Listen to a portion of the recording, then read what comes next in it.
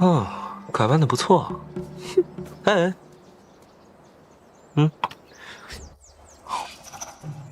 等会儿见。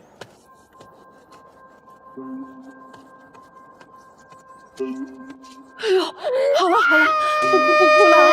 哎，好了好了，不哭了啊！哎呀，怎么这样？乖乖，不哭了啊！这刚出生没几天的孩子，这怎么就会腹泻，还发热起红疹啊？难道是今日喜儿宴？刚才鲍主席见了宾客，招风受凉了。哎，快来人，去请大夫！不哭了，好了好了啊！是，弟子这就去。不哭了啊！马上就好了，不哭了，就来了啊！哎呀，这太急人了，这不哭啊！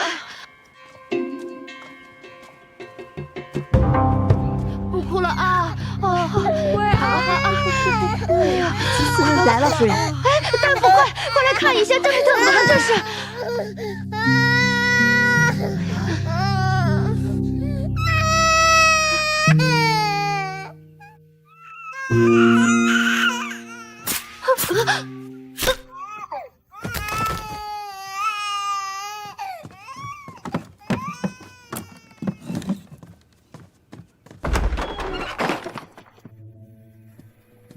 大胆狂徒，竟敢趁喜儿宴府中宾客众多时潜入我府中劫走我的孙儿，公然还留下字条让我用虎符去换，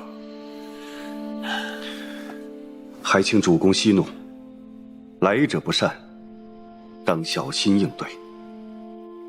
承志，你觉得到底会有什么人敢如此胆大妄为？镇西军刚从望州败北，离咱不过咫尺。崔家军的那位崔公子又亲率大军在左近，此刻这两家已然是对我们并州虎视眈眈的。镇西军丧家之犬，不足为虑。只是那位崔公子颇为棘手。现如今对方劫走了小郎君，又口口声声叫咱们把虎符放到城外的树林里，如若不然，他们会对小郎君不利呀。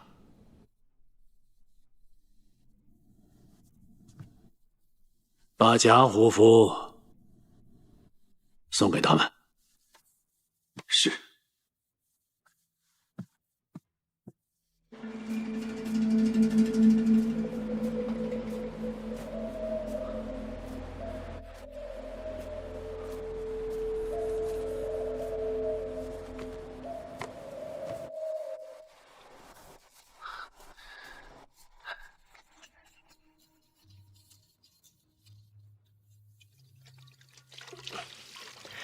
哎，你说还好我们住进来的时候，你扮作孕妇，否则这平白无故多出来个婴儿，哭哭啼啼的，肯定会让人起疑心。哎呀，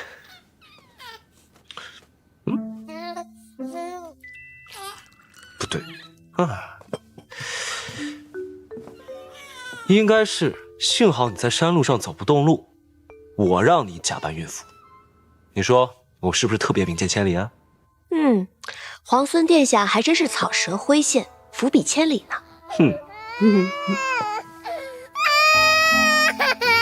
怎么又哭了？皇孙殿下，又该换尿布了？为什么又是我？因为你是名见千里啊。哼！哎呀，真是怕了你了。来来来，不哭不哭啊！不哭不哭啊！怎么拉这么多啊？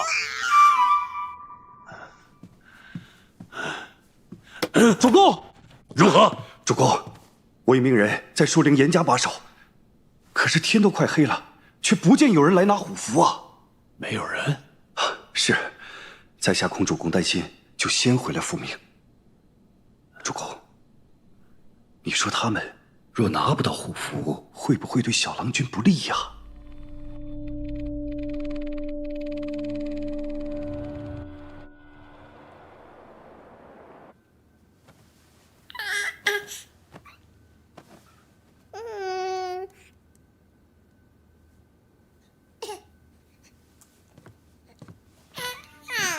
你可得好好长大，这样才不枉我们皇孙帮你洗了那么多尿布啊！走，放火去。一会儿可要注意啊，千万别烧到这间屋子。知道啦。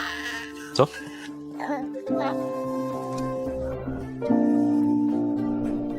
走水了！走水了！走水了！走水了！走水了！坏了，怕是敌人知道虎符是假的，来抢真的虎符了。快派人到南边院子躲避水龙，以防火患。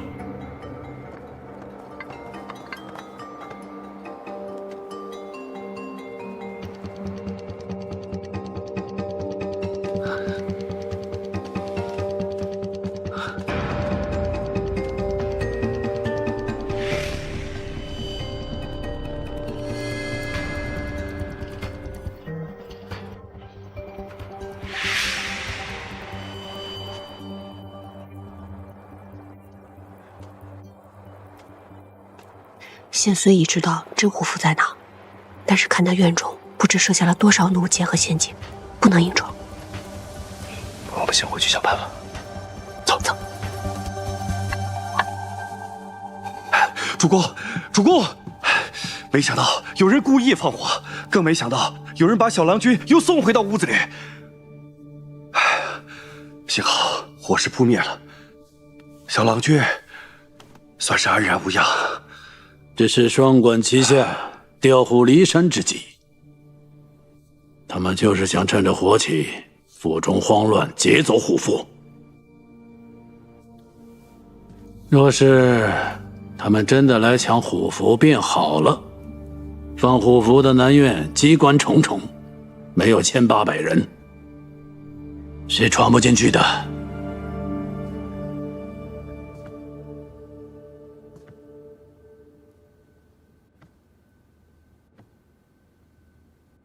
虽已知道虎符所在，但是戒备如此森严，恐怕难以窃取啊。既然不能暗偷，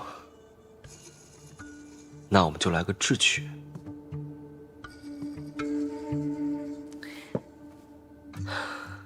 以我扮作镇西军的使者，前去与韩立周旋，如何？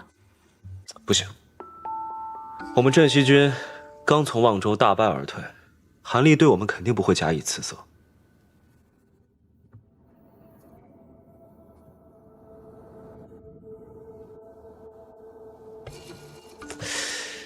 不如我们扮作崔家军的使者，去与那韩立说道，只言要借道建州，便许以好处。韩立为人贪婪，你们崔家军威望极盛，他8成会答应。哼，皇孙你还真是诚恳敦厚啊。只要韩立派人去取虎符去建州，到了那个时候，半道劫杀亦或是以假换真，都能够拿到虎符。如果成功取得虎符，那镇西军和我崔家军各取1州，我要并州。不如我们做个约定吧。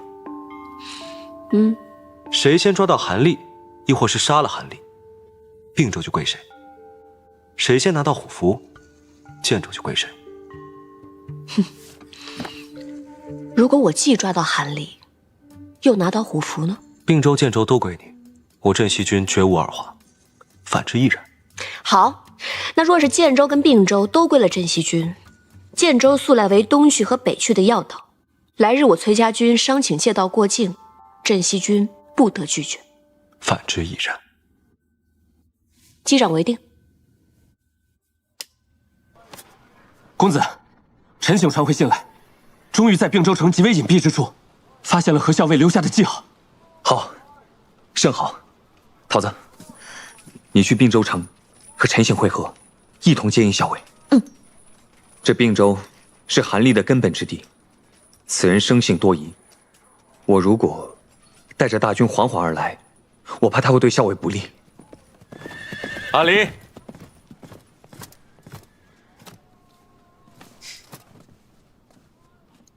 兄长，你怎么来了？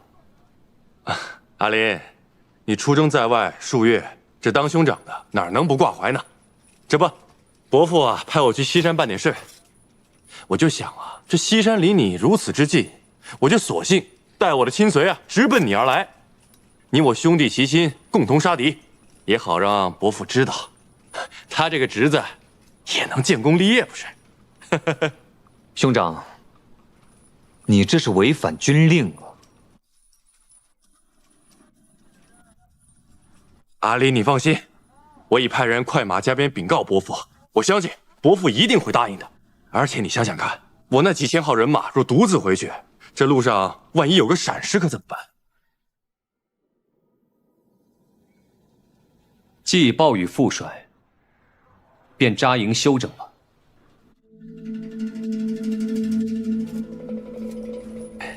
这大军在此盘桓，不知你有何谋划呀？兄长，你既然是违背军令前来，就好好约束好自己的人马，不得议论军中任何事务。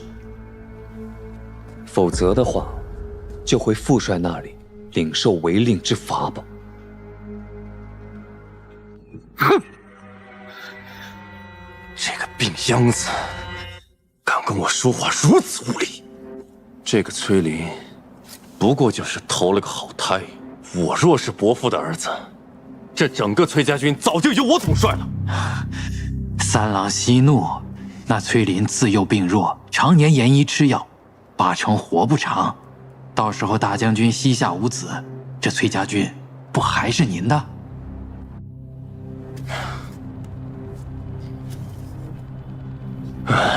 做小伏低这么多年，眼下局势动荡，我实在是等不及了。三郎难道是想……我之所以屈尊跟着崔林，便是要见机行事，一举将崔林还有那个何校尉一并拔除。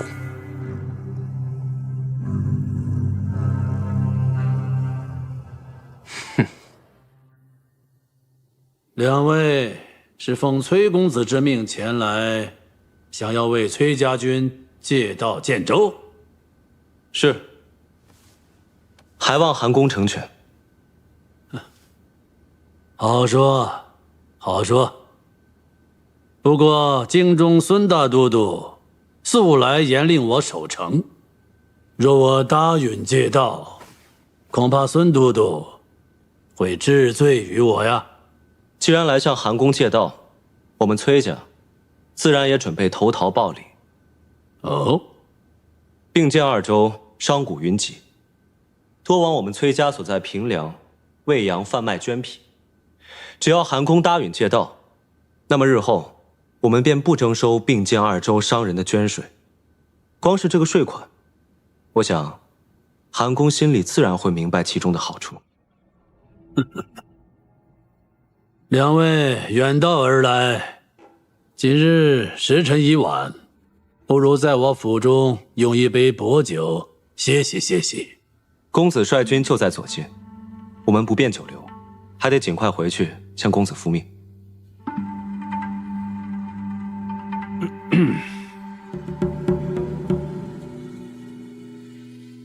好，二位且宽坐，待我等商议一下。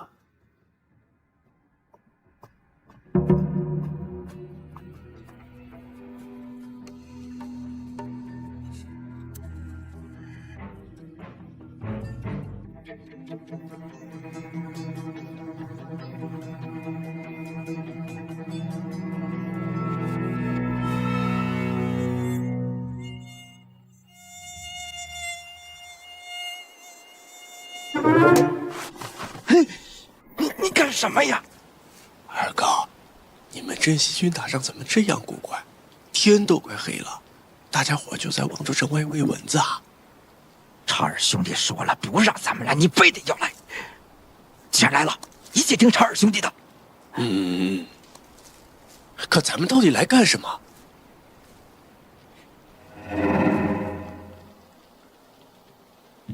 你说其中的一名使者是崔家军中的何校尉，也就是说是崔公子身边赫赫有名的锦囊女何氏？属下有一位良官，与崔家军素来有旧。适才我听闻崔家军派使者来此，便命他暗中查看，经确认，正是那锦囊女。难怪呢，我也正在琢磨这崔家军派来的2名使者，其中怎么会有1名是女娘乔装？原来是赫赫有名的锦囊女何氏啊！属下还听闻此何氏女是崔公子的心腹之人，常常为他出谋划策。另1名使者，观之气度不凡，这般年纪有如此气度，我也正在心中猜疑。哈哈哈哈哈！哈哈哈哈哈！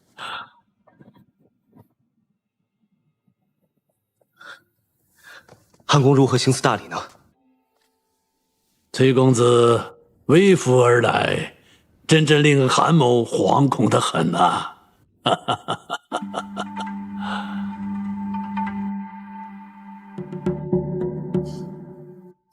既然韩公已经道破了公子的身份，那咱们便以诚相待吧。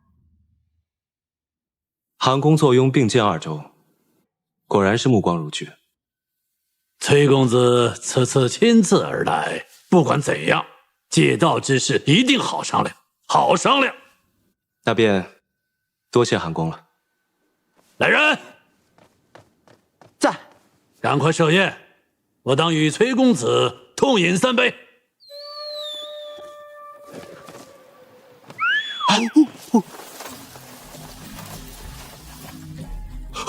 好家伙，第一次打仗这么带劲啊，比劫富济贫带劲多了。是啊，就是啊，当土匪哪有当官兵好玩啊？就是啊。振西，振西，我回来啦！去，兄弟们，兄弟们，随我一起夺回王州！夺回王州！走！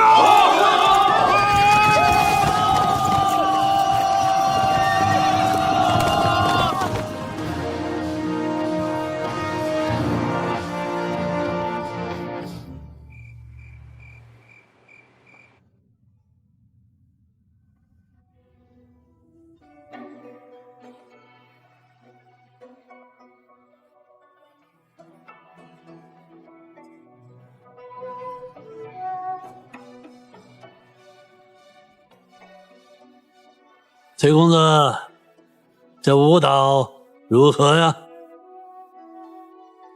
自立故地，一路兵戈风尘，久不见歌舞。此时此景，真当得起太平富贵4字。哈哈哈哈哈！公子过誉了，崔公子折节下交，韩某感动得很呐！哈哈哈哈。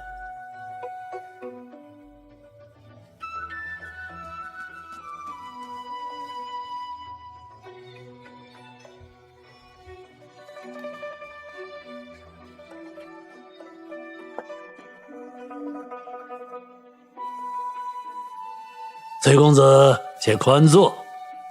后堂有些许小事，韩某去就回。韩公请。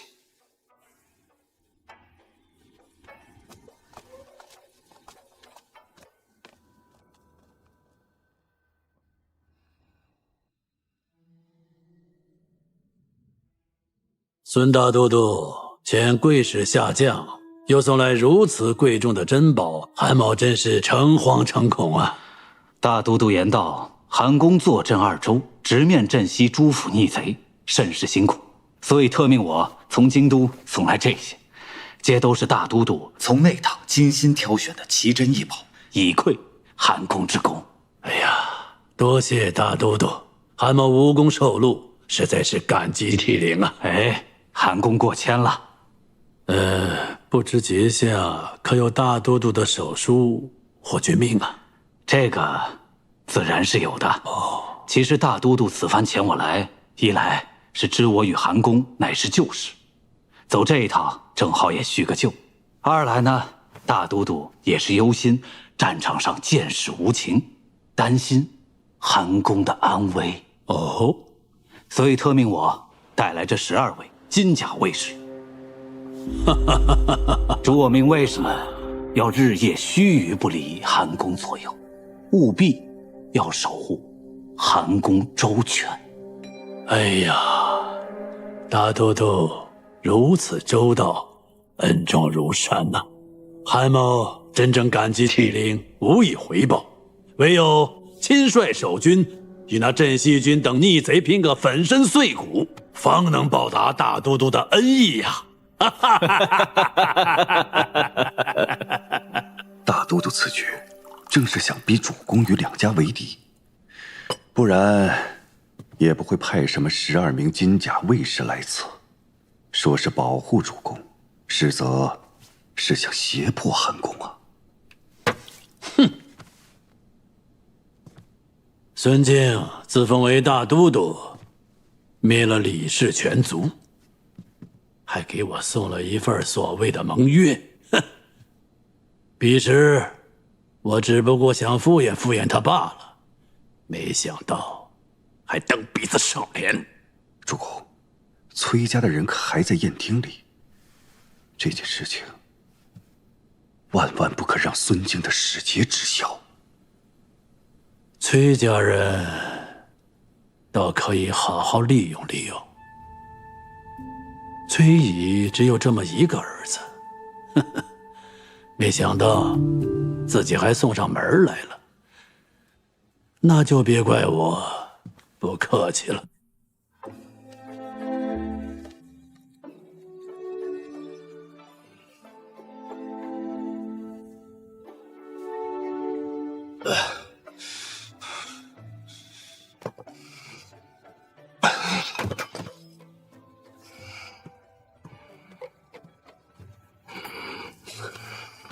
公子，你醉了。我没醉，情形不对。公子，我扶您回去休息吧。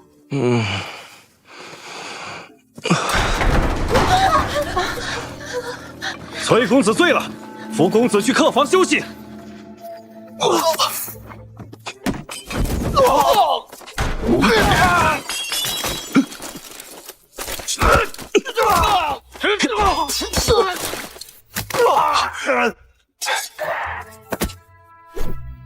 公子且慢。崔公子，既来之则安之，何必这么急着走呢？你们这待客之道，未免太过隆重些了吧？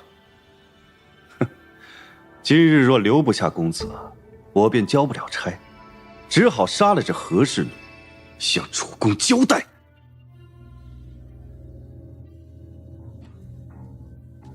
行，我可以留下，但你必须放他走。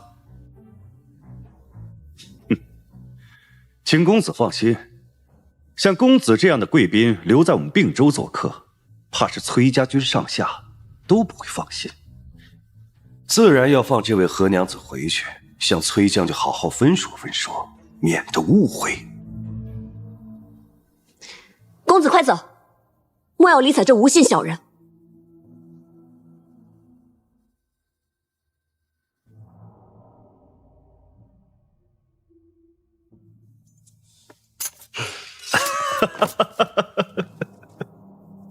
好，崔公子真是情深意重，爱惜美人呐！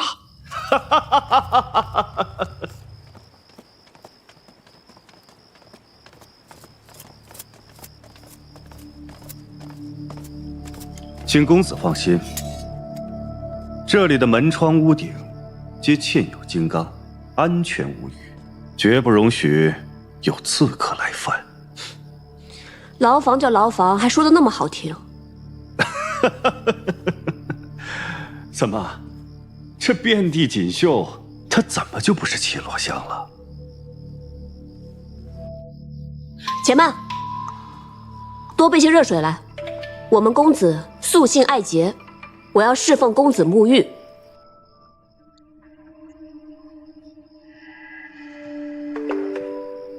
行，我马上命人送上香汤。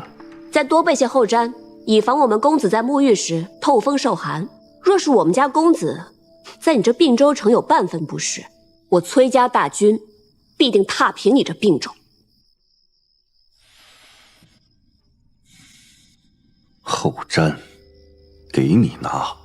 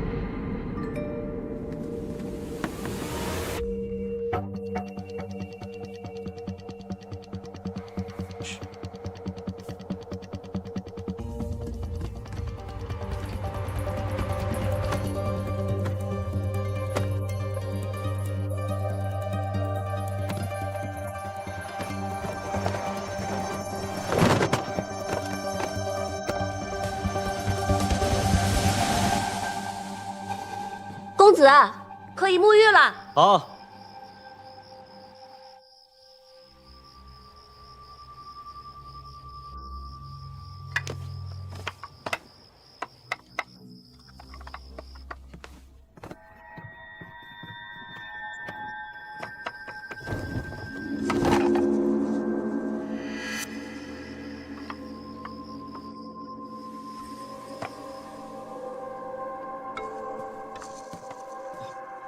屋顶有人，怎么办？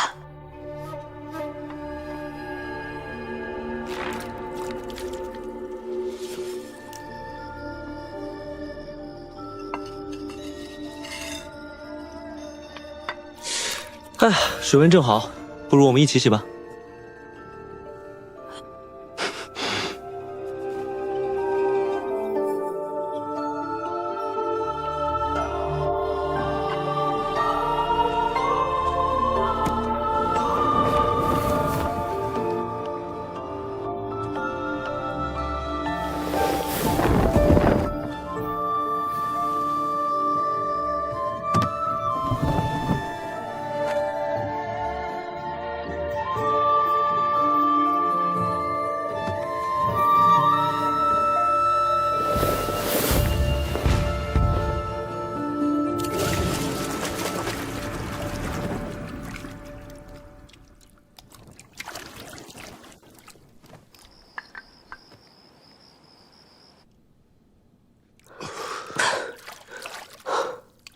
等下，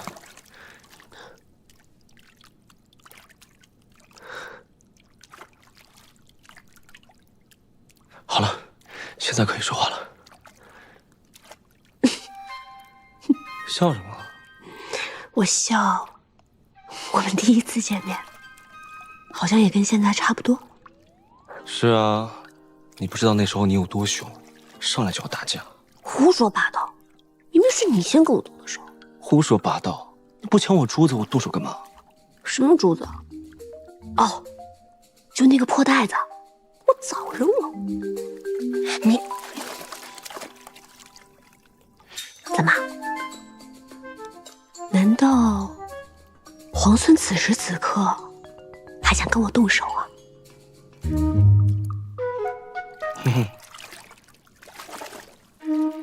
哎呀，说正事吧，你有什么打算啊？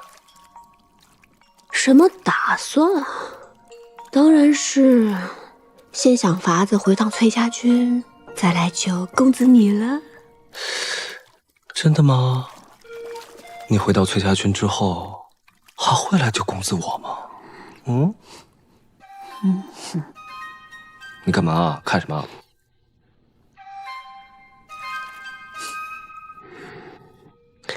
皇孙此头颅，可知无数城池。我怎么会舍得不回来救你呢？哼，你可真会说话，我好喜欢啊！太喜欢了。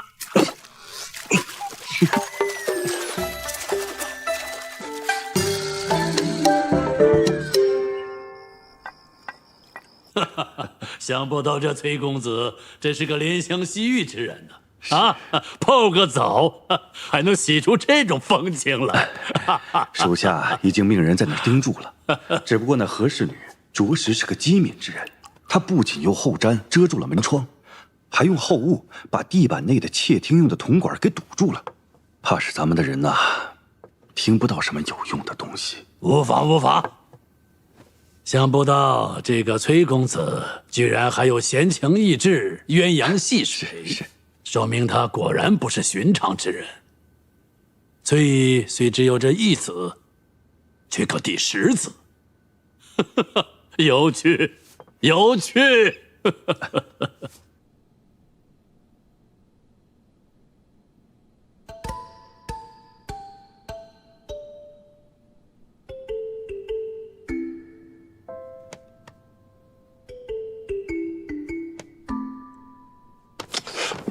干嘛？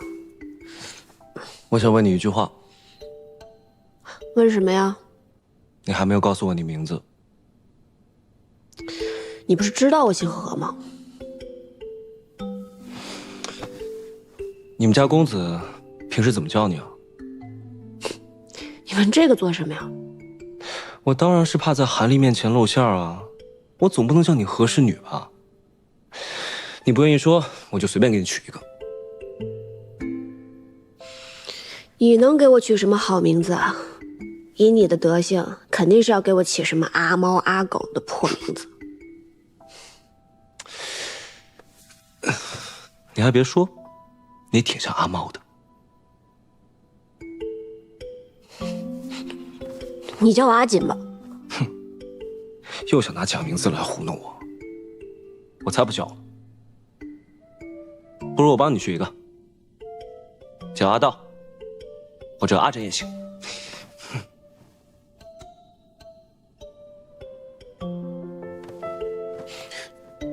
为什么是阿道啊？或者阿枕？自己猜啊。阿道，阿枕。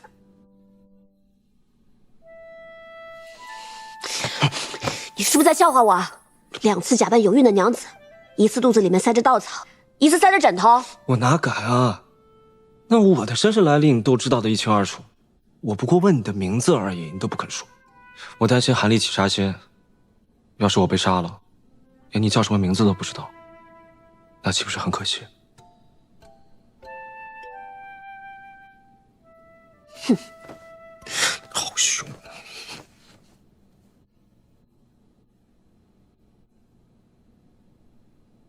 我叫阿莹，是我阿娘给我取的乳名。阿莹，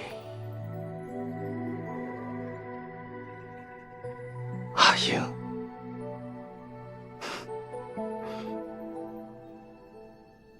这名字真好听。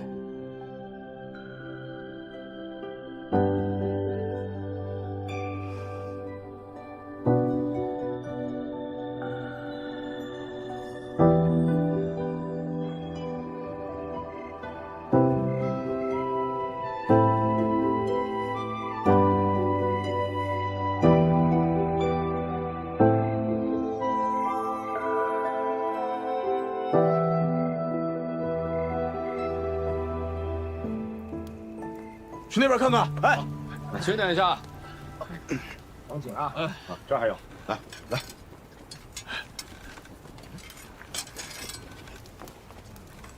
大哥，看，运气收起来啊！兄弟们，有新兵器，怎么样？没受伤吧？没事，给他。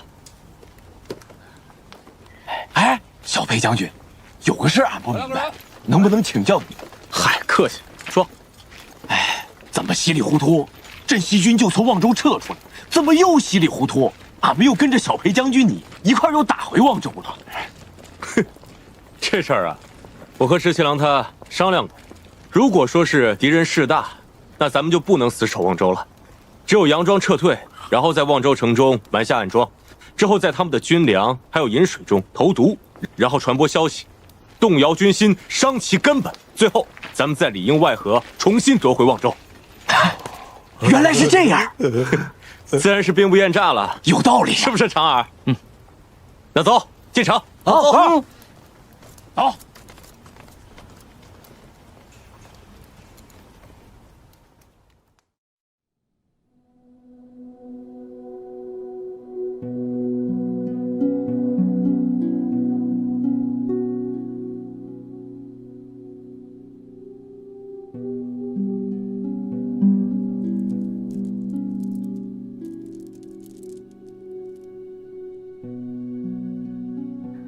娘娘，云长将军那边一直无消息传来，不知现下他和太孙如何？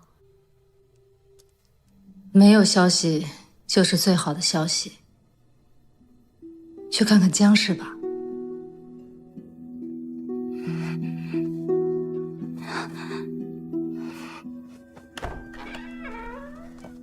太子妃，今时并非往日，还是不要再如此称呼了。是，萧妃娘娘。这几日身子如何？妾觉得还好，只是日夜担忧。不要忧心，我今日来就是要告诉你，我已经想到法子了，不过还要等些日子，才能悄悄送你出宫。娘娘大恩，妾没齿难忘。快起来，你腹中怀的是太子的骨血，我自然要想法子保你周全。娘娘，此处不宜久留。我走了，有何事，你知道怎么找慎娘。是。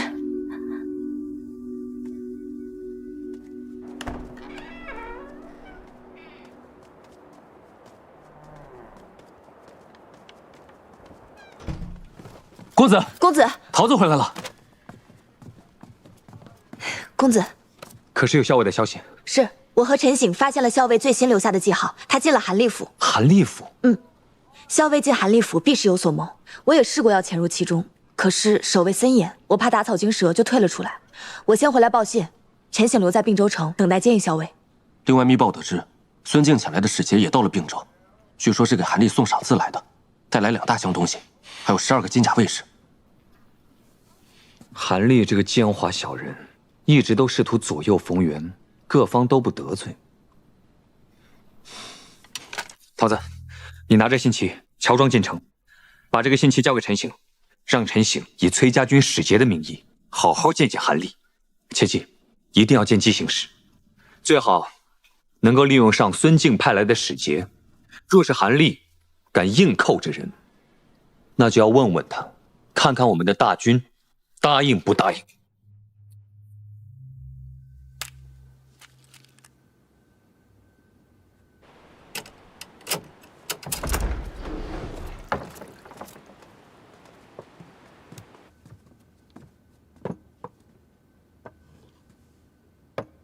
这是今日新摘的话。主公说公子是个雅人，亦应衣食起居，切莫怠慢公子。这特意命我送上这些花来，供公子赏玩。多谢，真是用心了。不过你们家主公为何言而无信呢？当时明明说，如果我束手就擒的话，便放了他，为何不信守承诺？公子您这样说，可就错怪我们家主公了。我们家主公说了，公子您身娇体贵，再说我们这府上的下人都是些粗人，笨手笨脚，怕怠慢公子。这位何娘子是公子身边贴心贴意之人，留她在这儿，自然便能侍候好公子。哼，你可真会说话。公子请便，在下就不打扰了。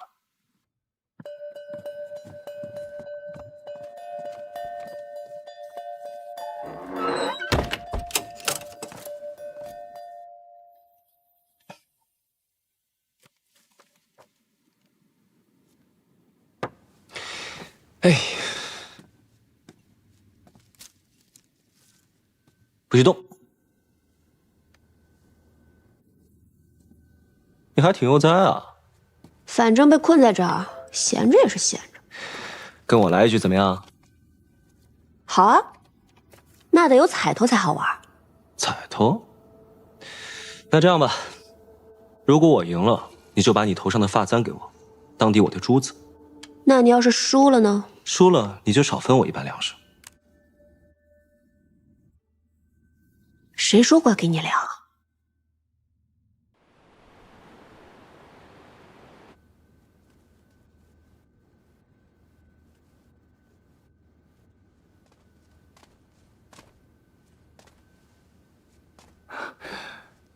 让阶下久候了。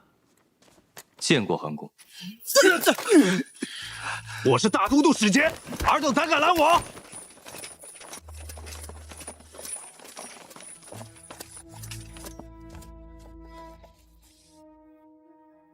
韩公可知瞒着大都督私下结交崔乙是何罪行？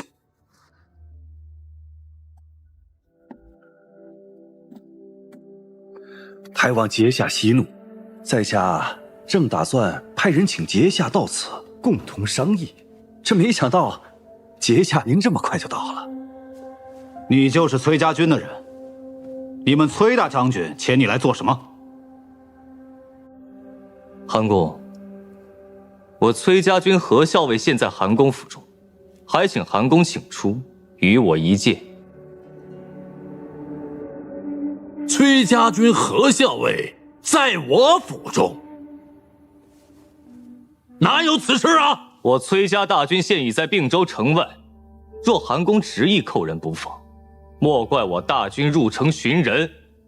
韩公，这就是你的不是了。镇西逆军当前，你不和崔家军联手抗敌，反而扣留崔家军的人不放，你这样欺压友军，我定要上报大都督。哎，阶下看您这话说的，我们这何曾有这等事儿啊？根本就没见过您说的那个何校尉啊！哼，你骗得过崔家军的人，可是骗不过我。后院客房守卫森严，连我等金甲卫士都不能靠近。崔家军的人，定是关在那儿。走，我带你去见何校尉。多谢节下。不必，不必。我这就请崔公子和何校尉出来。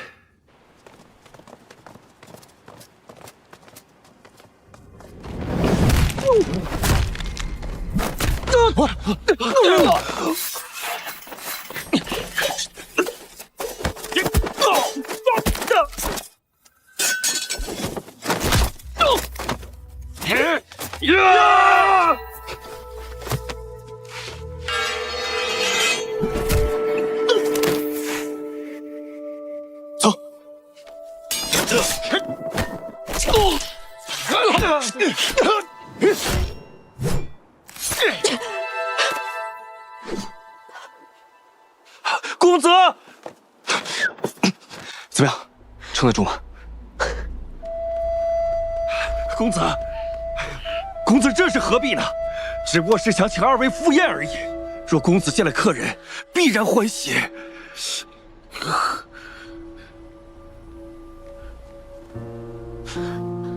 带路。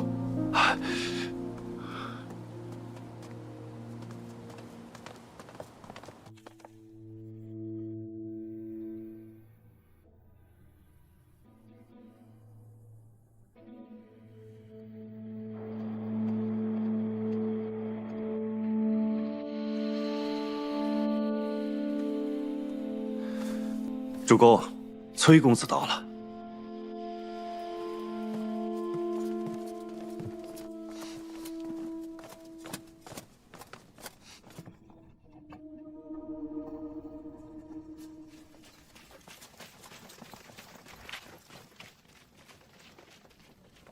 公子真是娇宠美人呐！哈哈哈哈哈！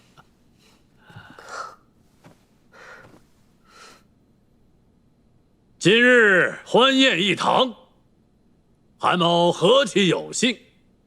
崔公子，这位是大都督前来的使节。久闻崔公子风采过人，今日一见，名不虚传。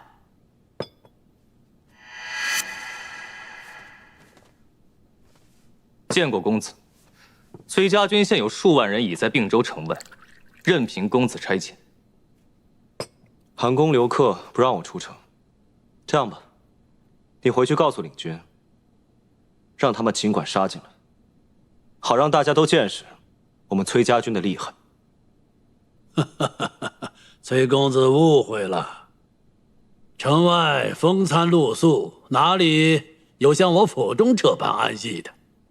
韩某只不过是想留崔公子在府中多住几日罢了。崔公子且宽心，大都督若是知晓崔公子在并州做客，定会让韩公派人好生护送公子入京。西长京是何等繁华之地，崔公子定会乐不思蜀。还等吗？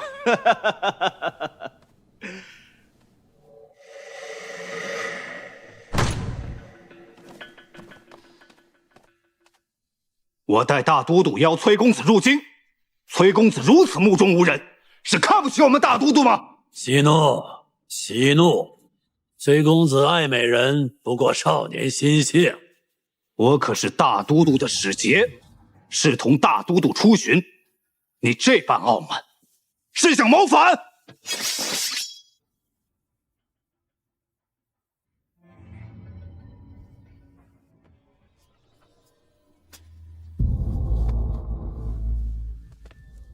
阶下息怒，你有所不知吧？此何氏女乃崔公子心爱之人。既然如此，那就让这位何氏女入京献舞，为大都督祝寿。阶下此话何意？可是羞辱我崔家军。他脚伤了，跳不了。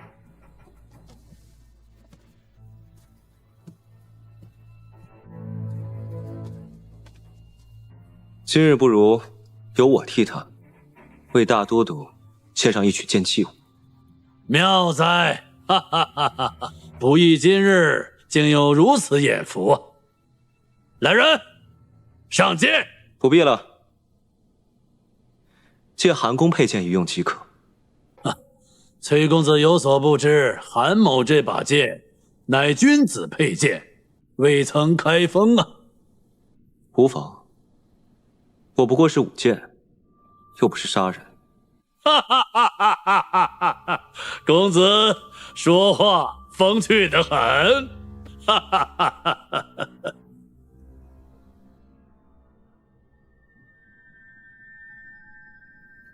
公子替我舞剑，我来抚琴唱歌，为公子伴奏。美人果然不负公子之恩呐！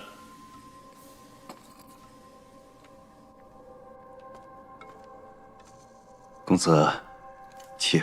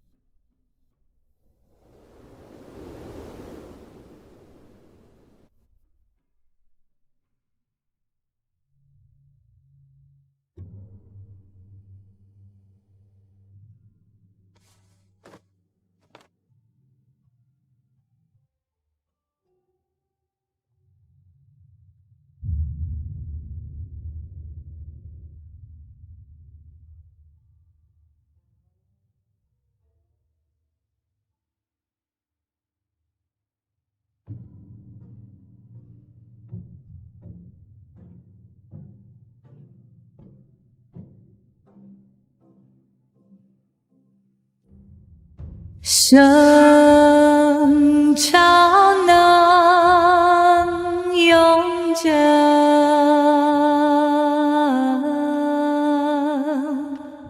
破地速如神。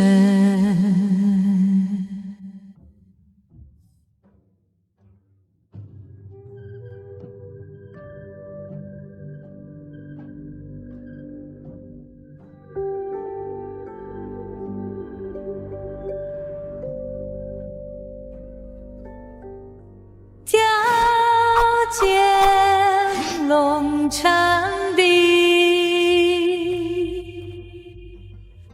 开启火满身。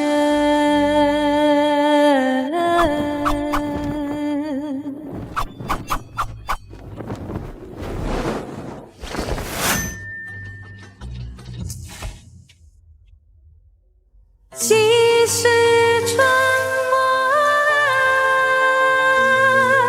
血流也无尘。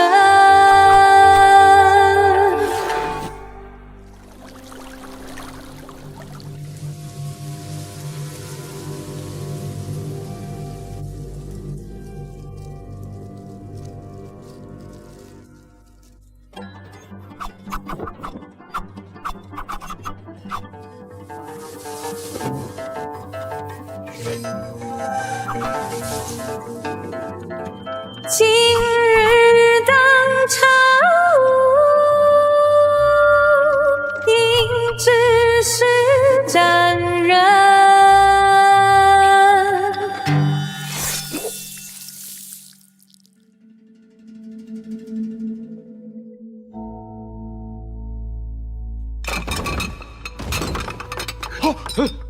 城市，城市，杀！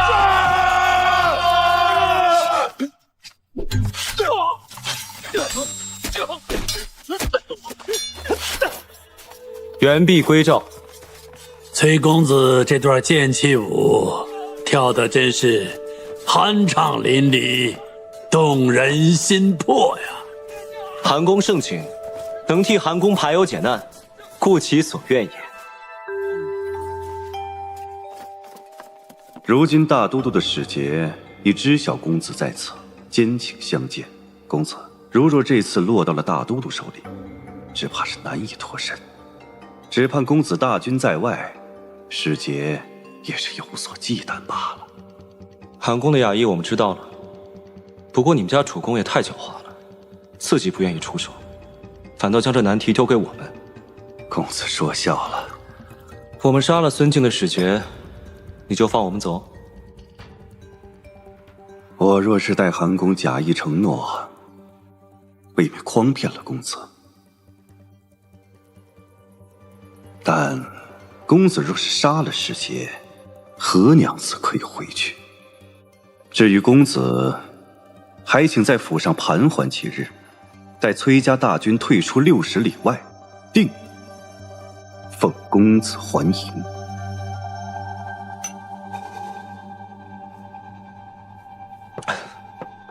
韩公，欢宴虽好，终有聚散。这回你是不是该信守承诺，让他走了？自然，自然。你这伤，回去之后一定要找大夫仔细看一下，别落下病根。嗯。走吧，我送你。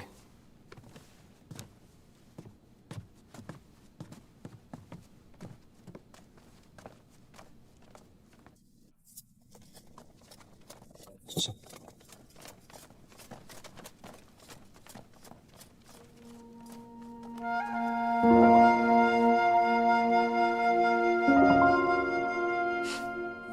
你的彩头。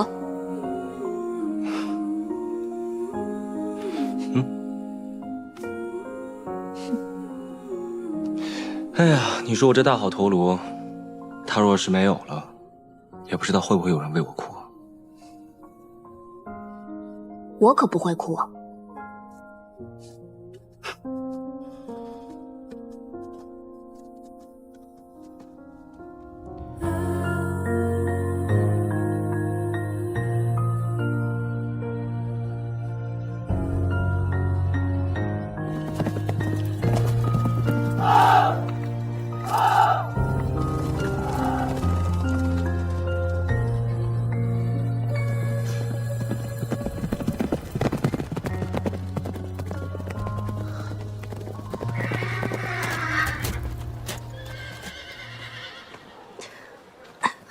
莹，公子，你脚怎么了？没事儿没事儿，一点小伤而已，不碍事的。你簪子呢？当时慌乱，不小心丢了，就没去找。可惜了，这是你从小带到大的心爱之物。不过没关系，我再给你捻制一根。没关系，公子，丢了就丢了吧。是不是累了？我们回去好好歇歇。我呀，命人做了一桌的菜，都是你爱吃的。走。校尉的簪子去哪了？我怎么知道啊？我去的时候，校尉的簪子就已经不见了。你撒谎！那根簪子可是校尉的母亲留给他的，他就算弄丢了自己的性命，也不会丢了那根簪子。你是不是跟校尉一起隐瞒什么了？哎，没有，真丢了。校尉可懊恼了，是我拦着校尉不让他回去找的，太危险了。我信你才怪！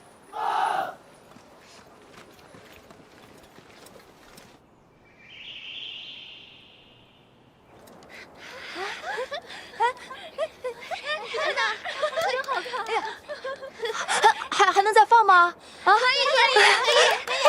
夫人真厉害！哎，这不会掉吧？不会，再高点，再高点！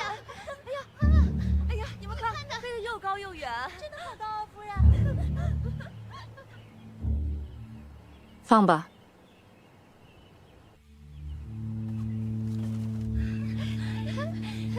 起来了！不会掉下来吧？起来了！真好高啊！起来了，真高啊！哇，夫人真厉害！哪来的纸鸢啊？就是啊，不动了，小心！走。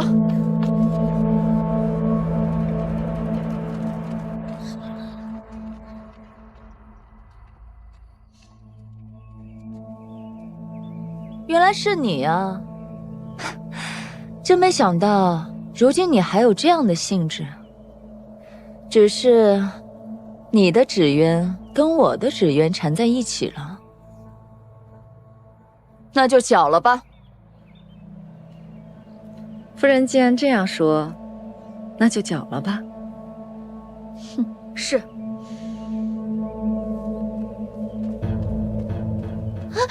你干什么？我的这只纸鸢乃大都督所赐，不能有失，所以也就只能缴了魏国夫人您的纸鸢线，还望魏国夫人见谅。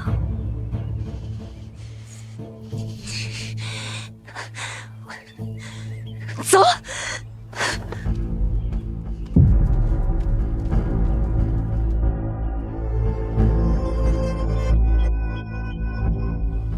这个萧氏好生无礼啊！他以为自己还是太子妃吗？见到夫人您也不行礼，您可是大都督的正室夫人啊！萧氏不过是仗着从前与主公有旧，如今主公对他也有几分怜爱罢了。哼，这种朝秦暮楚、水性杨花的女人，我不跟她一般见识。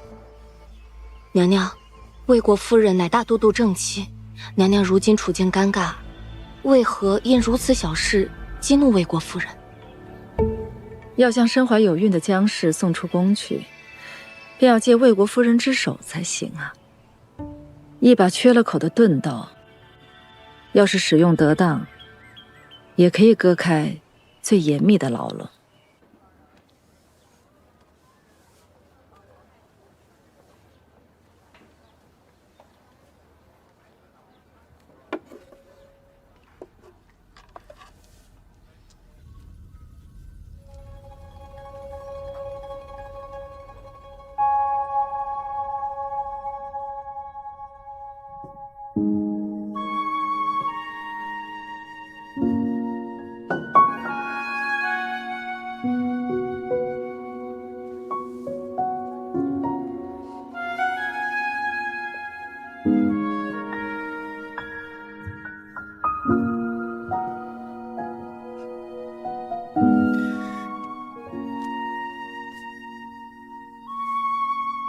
小伟，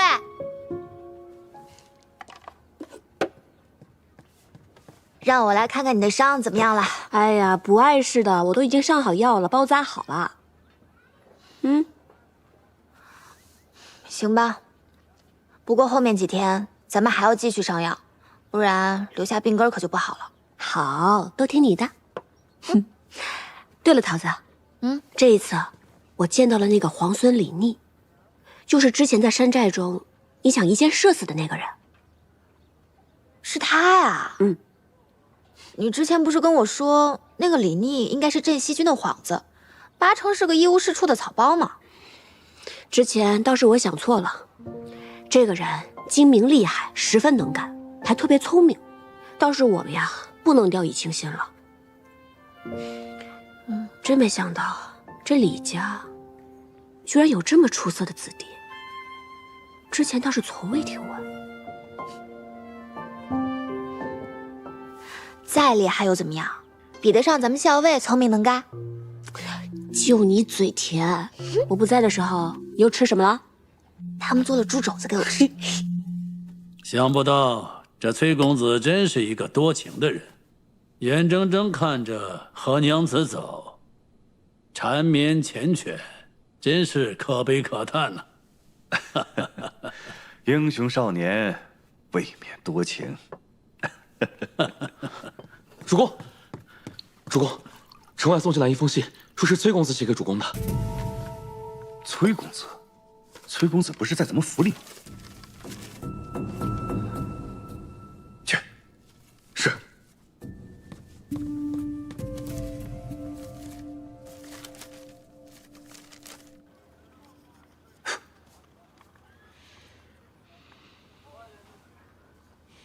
公子，校尉来了。阿莹，我说我去你的营帐，免得你受了伤，还要走动，小心。不打紧的，都是皮外伤。既然在军中，还是我到公子帐中议事比较好。按规矩来。万幸啊，你现在平安回来了。对了，现在的形势，你怎么看？这回镇西军虽然夺下了望州，但是如果没有并州跟建州，他们也无法再向潼关靠近一步。至于西长京，更是遥不可及了。你所言甚是，我也是这样想。我是觉得，既然大军在手，不如攻下并州。只要并州、建州在手，无论是那位孙敬还是那位李皇孙，都得看我们崔家军的眼色。公子，这回我倒是见到这个李皇孙了，其人不可小觑，而且是生平罕见的对手，倒是咱们要注意防备了。他到底是一个什么样的人？竟让你说出这样的话来。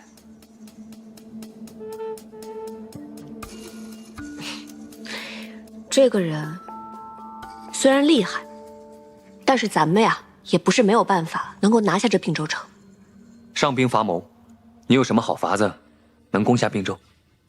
那位小裴将军不是在望州吗？咱们不如跟他先叙叙旧。可我们与镇西军素无来往，反倒因为军粮的事情刚刚才闹了一回。我担心他们不会轻易和我们联手，即使联手，我也怕他们会有异心。公子放心，我倒是有法子可以让他们答应联手，也有法子让他们不敢有异心。气杀我也！这崔家的人欺人太甚！怎么了，主公？去把那个冒牌的崔公子立刻给我关起来！是。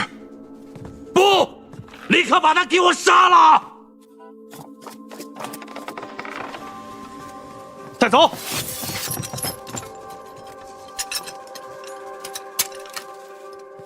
你还有什么好说的？韩公，实不相瞒，我乃崔公子身边的伴读，受他之命来这城中与你商谈重要之事。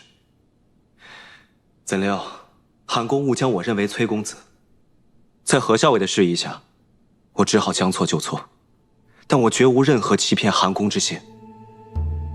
我为崔家出生入死，却没想到今日被他们出卖，更没想到成为弃子。既然你知道自己是弃子，你还有什么用处？韩公，既然崔家不仁，那我就不义了。我有一计，能解韩公燃眉之急。哦，我知晓崔家军日前劫了镇西军的粮，镇西军缺粮缺得厉害，对崔家也是恨之入骨。韩公不如派人前往望州，与那李皇孙商量商量，两军联手灭了崔家大军，韩公解围，镇西军得粮。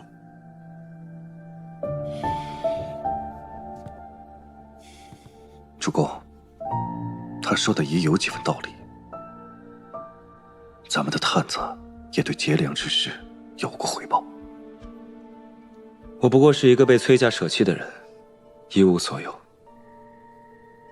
只有韩公能够给我一线生机。韩公不如先派人去探探镇西军的口风。至于我，韩公要杀要剐也不急于这一时。若是镇西军不松口，韩公杀了我解气也不迟。若是万一这计谋有效，我愿意追随韩公，任韩公驱使。把他押下去，关起来。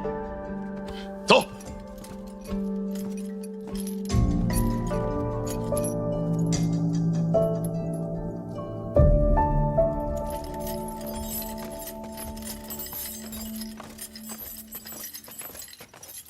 把人带来了，把他关到这个牢房。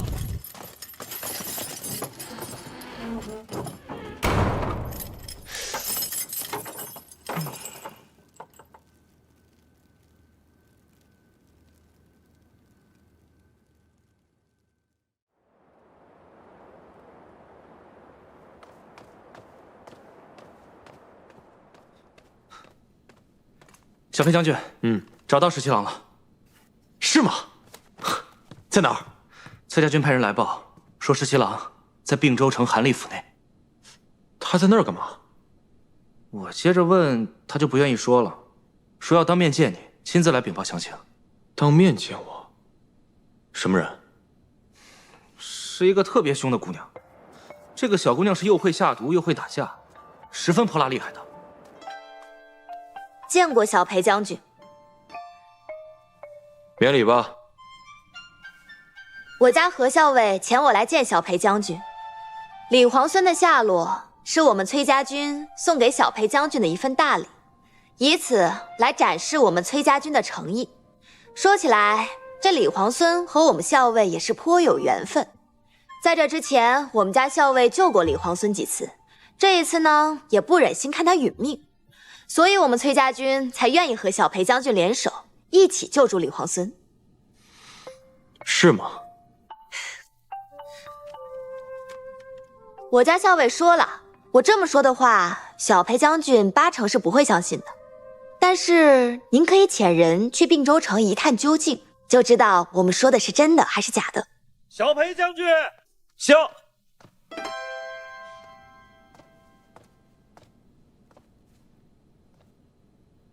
哦，我们家何校尉还说，如果我到的时辰没错，那这个时候并州城韩立府也会遣人来，有要紧的事与小裴将军商议。不知道是不是韩立遣人来了？哎，我说你这小姑娘怎么这么邪呀？真是韩立府遣人来了。是的。看，我们家校尉算无一策。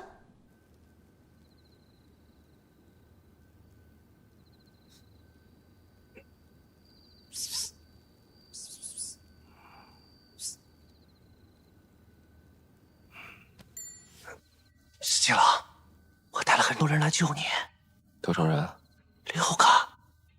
回去吧。哦。又怎么了？我今天不知道怎么了，总觉着肚子不舒服，闹肚子。赶紧回去吧。好。啊。校尉，你真觉得镇西军可以联手吗？镇西军这个元帅李逆，可是我见过最聪明、最会耍心眼的人。就算你把他全身都锁上铁链，装到箱子里，绑上石头，再沉到河里，一眨眼的功夫，他都能从河里冒出来，然后再笑嘻嘻地坑上你一把。这样的聪明人，当然可以与之共谋了。那你为什么笃定那个李皇孙就一定能够说服韩立请人去见裴元？哼，这个李逆最擅长的就是死里逃生了。我已经算准了，他一定会说服韩立，再给韩立设下一个局中局。既然如此，我们为什么不好好利用他的局，来做咱们自己的局呢？你还真有几分本事。裴元居然答应了，说愿意与我们并州前后夹击崔家军。不过呢，他有一个条件，除了崔家军粮草归他所有之外，他还要借道建州南下。说实话，那裴元若是什么条件都不提，韩公反倒千万不要相信。既然裴元提出了条件，那么我觉得这件事情倒有8分可行。你说来听听。韩公可以假意答应借道，建州地势险要，韩公手中的守军可以借助地势以一敌10。待镇西军进入了霞洛谷，前后这么一夹，便可重创镇西军。先灭崔家军，后重创镇西军。届时，只怕是远在京城的孙大都督，也奈何不了韩公您。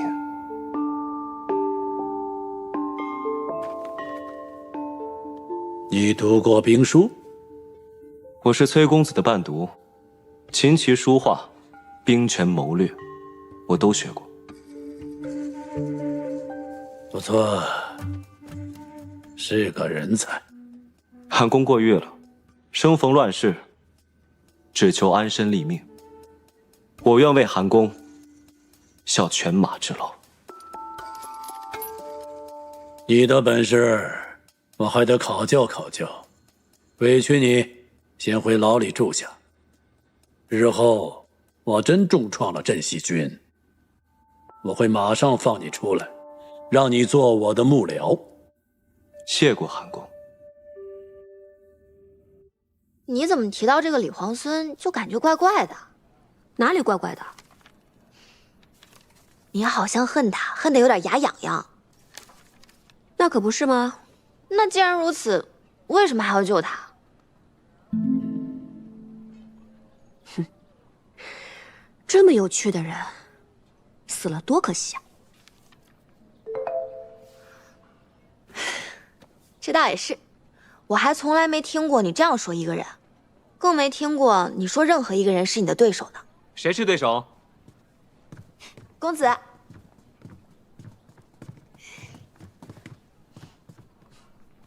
没什么，在跟桃子闲聊呢。阿莹，我有样东西要送给你。你母亲留给你的那只簪子，我知道，你丢了一定很难过。看，是不是和原来那只很像？真的很像。我亲手做的。来，我给你戴上。公子，原来那只簪子对我有着不同的意义。就算很像，我也不想拿其他的去代替它了。谢谢公子的心意，这一只我会好好收起来的。好。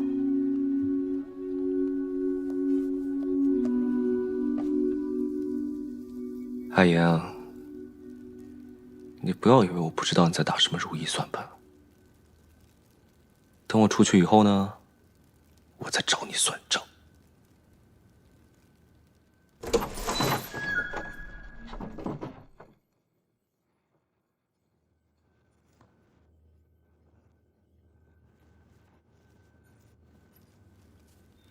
韩公让我来看看你，怕你在这儿心里委屈。多谢韩公，多谢吕先生，不委屈。我是崔家军的继子，承蒙韩公开恩，留我这条性命，又肯听我几句谋划，感恩都来不及，谈何委屈呢？好，我就知道你是个豁达的人。今天我带了好酒，喝2杯。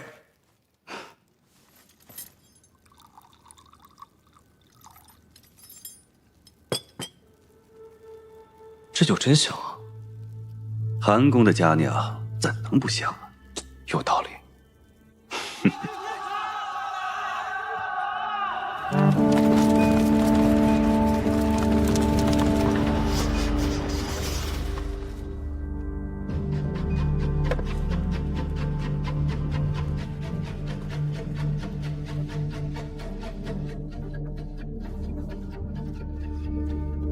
传令，攻城！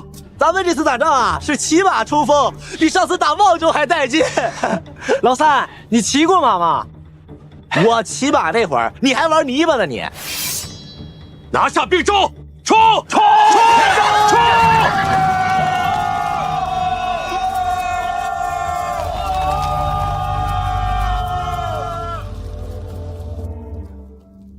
小的这就派人去打探，快去！是。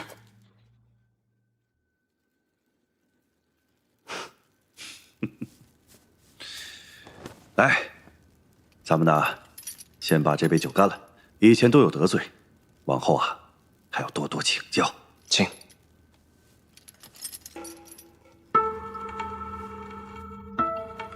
好酒。我说兄弟啊，咱们也是相处多日了，可谓是相见恨晚呐。只是我不清楚。你这姓谁名谁，家住何方，又是因为怎样的机缘成了崔公子的伴读啊？来，说来听听。哎，这个嘛，说来就话长了，须得再等等才能细说。哦，这何以还要再等一等啊？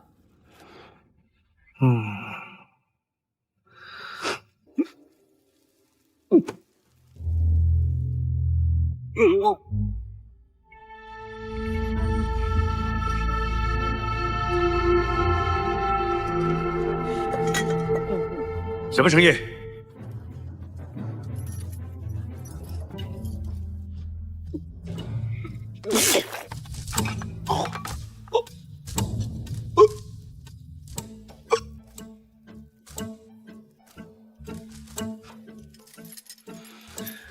现在可以告诉你了，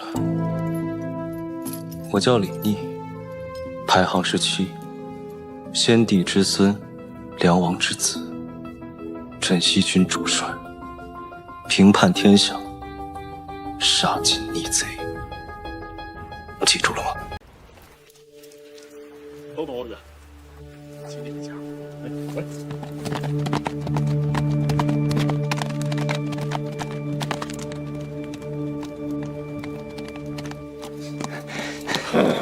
校尉，怎么样？并州守军一战即溃，有些残军弃城逃往建州，余下大多降了。目下正在清剿俘虏、粮草、印信等诸多要紧事务。擒住韩立没有？韩立见势不对，在亲卫拼死护卫之下逃走。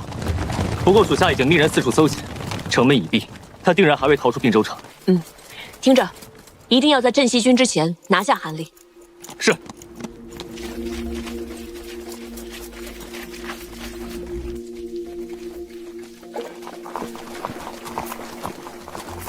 来人呐！快来人！吕先生，吕先生不知道为什么昏迷了。吕先生，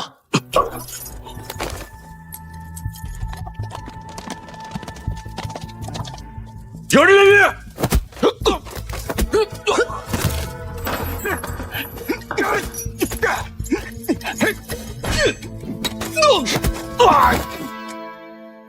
十七郎，这次我真的带了很多人来。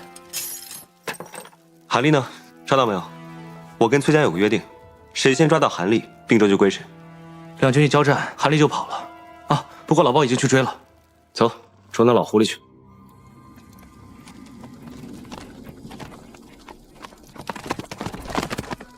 陈景。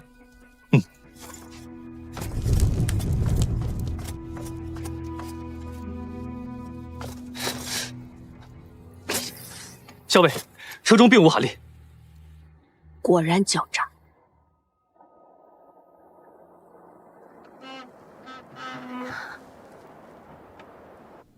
秋翠，没事的，咱们楼下不是有家丁守着呢吗？任谁都闯不进来。小姐，我听人说破城的军队会四处劫掠，无恶不作，家丁们拦得住他们吗？如若拦得住，那自然平安无事；如若拦不住，此时害怕又有何意呢？都怪三小姐在相爷面前挑拨，小姐这才不得不自请到并州祭祖。要不是因为三小姐，咱们怎么会到这并州来？又怎么会身陷险境？秋翠，不要乱说。三姐说的对，父亲有6个女儿，唯有我，自幼既不聪慧，又无一技之长。如果再不勤勉些，岂不更是一无是处了？那是三小姐胡说，小姐您千万别往心里去。孙大都督要用父亲为相，父亲坚决不允，因此蒙难入狱。京中各大士族，哪个不暗赞父亲有气节？如今父亲好容易出狱，却不得离京。我可以替父亲回并州祭祖，是我的福分。小姐这般，何时才有出头之日啊？如今连府中那些下人都敢给小姐脸色瞧。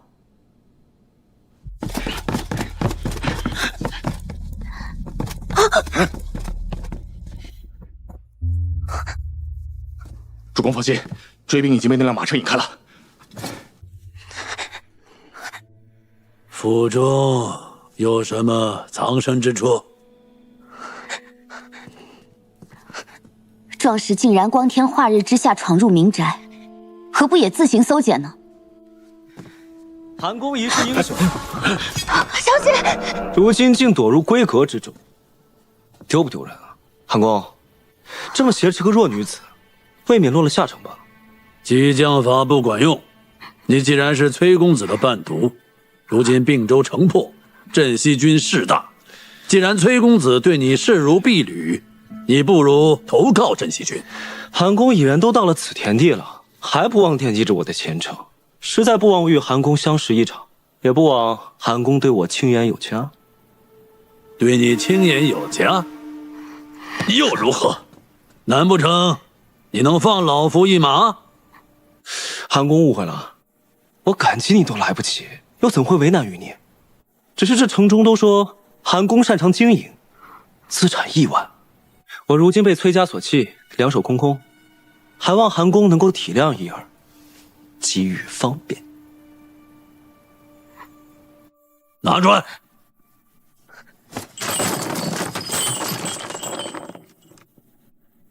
这些珠宝价值连城，你不如拿了去投靠镇西军。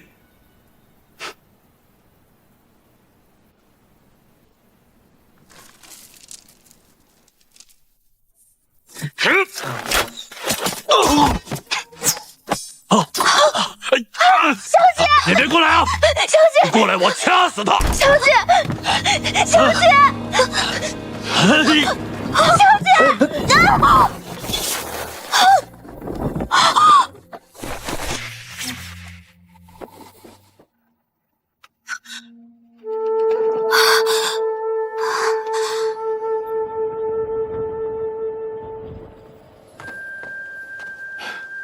姑娘，多有得罪。多谢公子相救。啊！别动啊！小伟，要不要动手抢人？愿赌服输，我是输不起这口气的人吗？小姐没事吧？小姐，快点，过来！沈新郎，终于抓到这只老狐狸了。喂，你们崔家军来晚了，韩立是我们的了。恭喜李皇孙！既然李皇孙已经抓到了韩立，那我们跟你的约定，自然是算数的。这并州城，就归你们镇西军了。承让承让。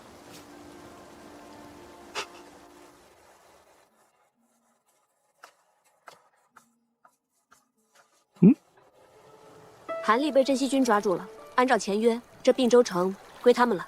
什么？你何时跟镇西军做过这种约定啊？这怎么成啊？何校尉，你为何不早说？此事他早就禀明于我，是我让他这么做的。哦，镇西军缺粮缺得厉害，这件事情我早就禀明过公子。只要一入城，就派人把粮草清空搬走。此刻，就算镇西军得了并州城，他们仍旧没有粮食。原来如此。我有一事想要劳烦兄长。阿林这是要派我上阵了，都是自家人，何谈劳烦？你是义军之主帅，吩咐便是。如今我大军入城，镇西军另有所图，不可不防。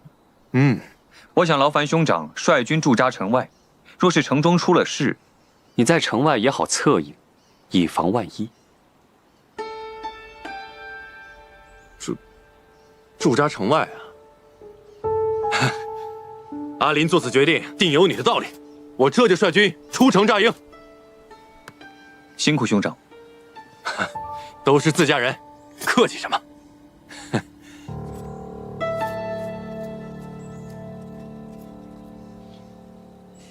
知道你不喜欢他，所以啊，我就把他打发到城外去了。多谢公子，我就说怎么没有看到阿树呢？原来一早公子就把阿树派到城外，准备盯着崔离了。知我者，阿莹也。喝茶，给你倒。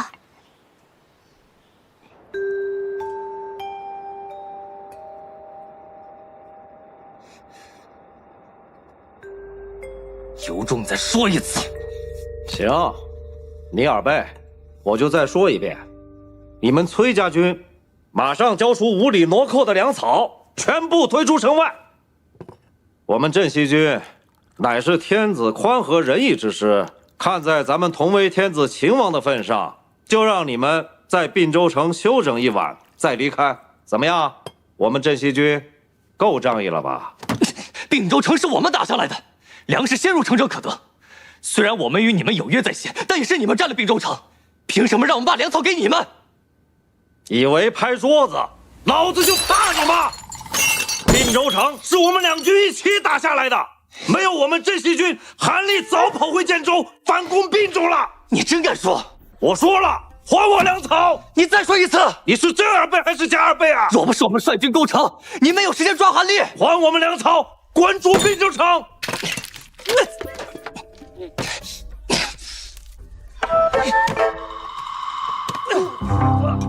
你敢打我？兔崽子！打死你！打死你！虎符不在韩立身上，继续找。是。让你胡说八道！让你胡说八道！他们在翻查韩立府，角角落落都没放过。你敢打我？去你的！滚出滨州！看来滚出滨州！虎符并不在韩立身上。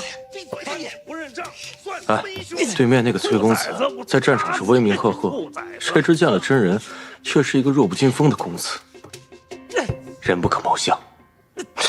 不就是个小白脸吗？敢说老子攻城没出力？老子出力的时候，你还在吃奶呢！有本事打一架！来！怕你就是龟孙！来看老子怎么收拾你，兔崽子！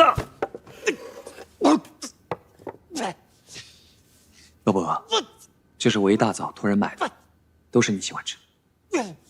谢谢公子。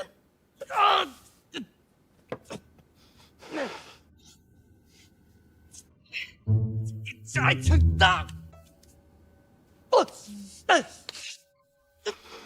好吃。你打哪儿的你？我帮你擦擦。住手！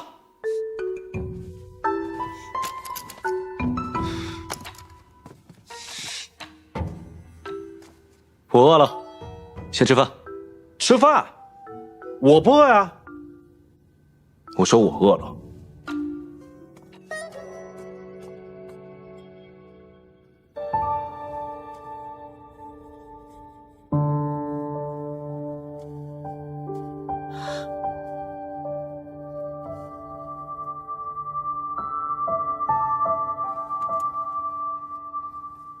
哼！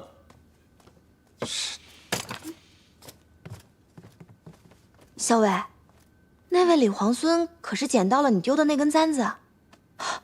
真没想到，堂堂皇孙镇西军统帅，这么爱贪小便宜，捡了别人东西不还，竟然堂而皇之的插自己头上，太无耻了！我去给你要回来。喂，别多事了，大局为重。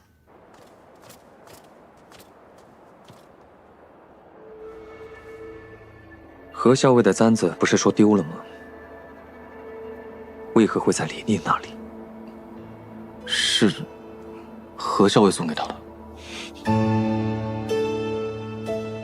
七夕灯会向来是并州一大盛事，这2支大军都在并州，这拜帖送来，不知哪一家能答应啊？哎，只怕不要有纷争才好啊！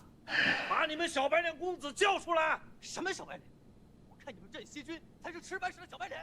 两派大军闹成这样，迟早会打起来，城中无法安定，遭殃的是咱们呐！二位久等了。不敢不敢。我家公子说了，并州城大局初定，人心惶惶之际，正是需要举办一场热闹的灯会，百姓们放了心，日子才能过下去。百姓们过得好，才是我们起兵勤王的初衷。到时候，我们崔家军上下，包括我家公子，皆会出席。届时还要有劳二位。是。看来镇西军是不打算出席啦。不是，你家公子把我家将军吩咐的话都说完了，镇西军上下也皆会出席。多谢多谢。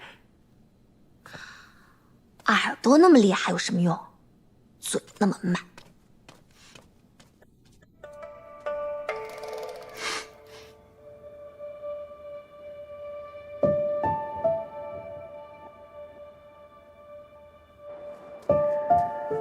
皇孙为何会到此处来？我有事情要请教何校尉。他不过我军校尉，若是军务，皇孙不妨直接告知于我。那小事而已，不必劳烦崔公子了。听说前几日，何校尉被困于韩立府，皇孙颇为照拂何校尉，他才能先行脱困。皇孙这般相助，我应当好好设宴，感谢你才是。你们崔家军是秦王之师吗？应该的。哪里？我与何校尉自小一同长大，情分非比寻常。皇孙如此照拂何校尉，就等同于照拂了我。我就知道你会来找我。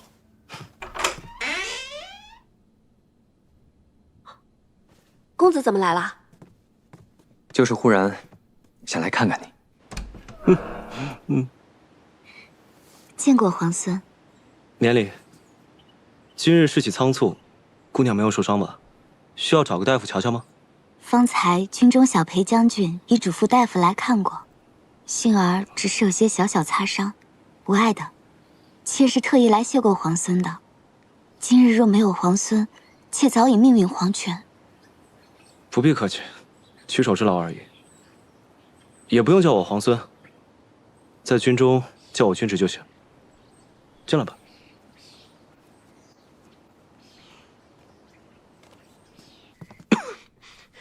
天气已经转凉，公子穿这么单薄就出门，难怪会咳嗽。要是让桃子知道，又该埋怨公子了。无妨。近日我从旁观察，那位李皇孙的确如你所说，是一位难得的将才，不容小觑。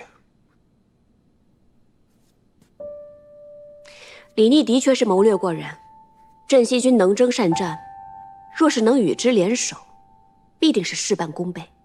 但如果彼此成了敌人，说实话，如果有李逆这样的对手，恐怕咱们是占不了什么上风的。镇西军为秦王的名头给居住了，无论如何，不至于与我们为敌。无远虑，必有近忧。你可有家人在这城中？我让老鲍派人送你回去。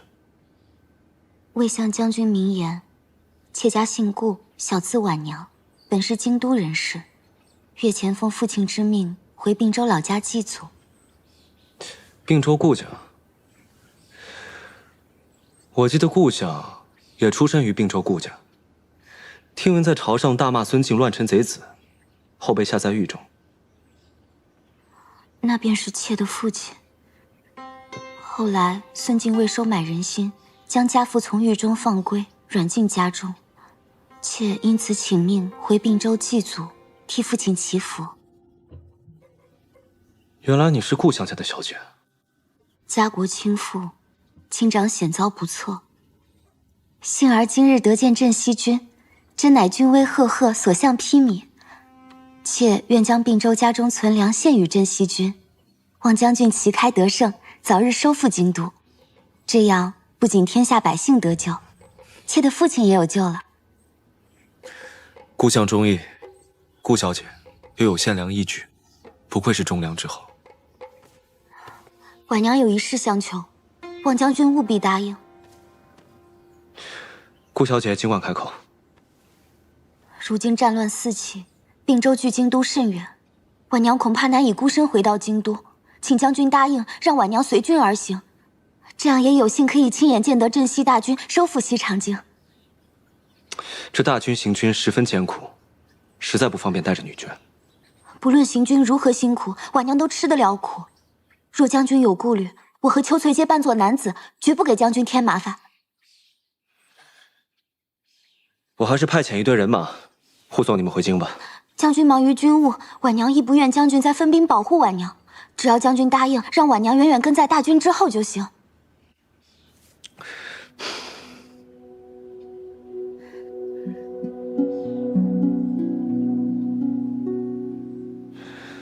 那好吧，那你就扮作男子，随在军中吧。多谢将军。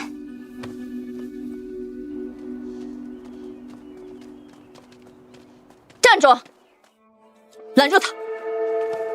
没规矩的东西！婶娘，教一教他们规矩。是。哼，太子妃为内命妇，超品；国夫人为外命妇，一品。太子妃品质远超国夫人，国夫人如见太子妃，须行叩拜礼。怎么，这意思我还得拜礼了？魏国夫人为大都督之妻，大都督功高勋重，太子妃说了，魏国夫人入宫可免礼。我是太子妃身边的女官，正六品；你是魏国夫人身边的婢女，五品制。怎么，一个五品制的婢女想在宫里对六品的女官动手？你这是尊卑贵贱不分，毫无规矩。哼，好一个伶牙俐齿的贱婢！国夫人谬赞了。大都督何等谦逊有礼，国夫人如今出入宫闱，必也得明规矩，守礼仪，方不惹人耻笑。耻笑？我倒要看看，现在谁敢耻笑我！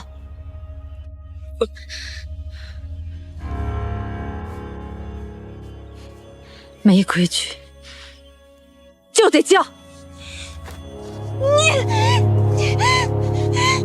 你个贱人！哎呀，阿姐不要再哭了。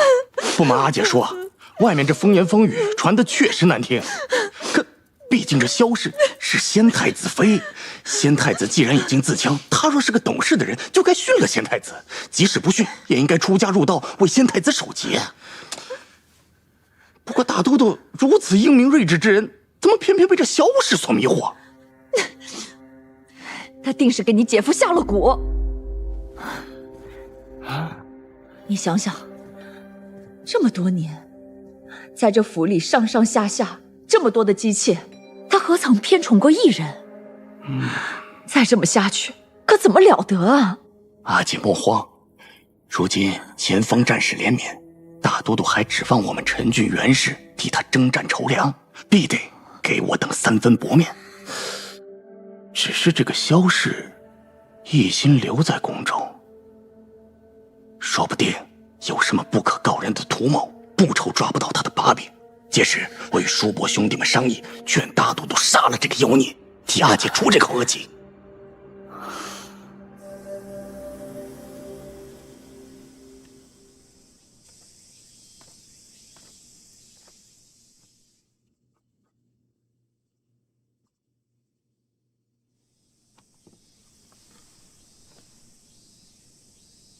下去吧。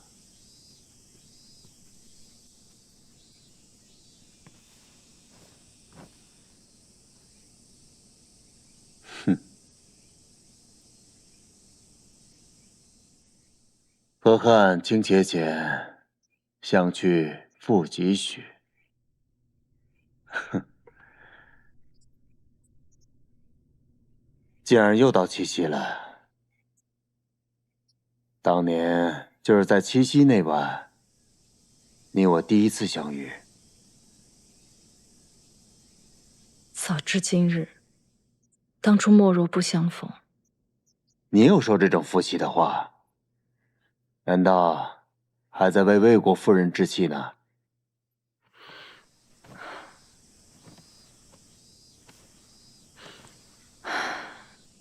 我在宫里待的时日长了。 这种事儿见多了，捧高踩低，不遗余力。一旦落了下乘，尽管糟蹋。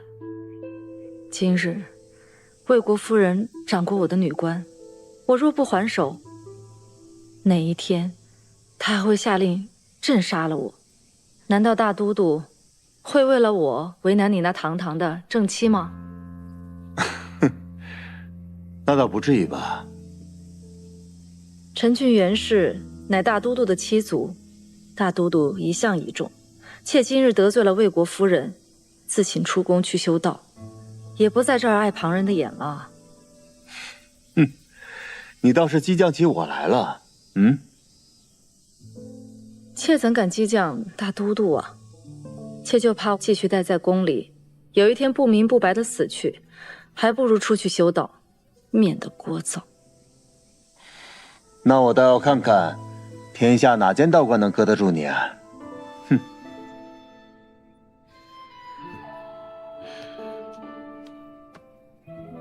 你给我建一座道观，要在山清水秀之处，离西长京很近，这样你出宫就很便宜。不过，也许等我出宫不到3、5日。 你也就把我忘了吧。你真的要修道？我不想待在宫里了。魏国夫人不是一个心胸开阔之人，免不了处处为难我。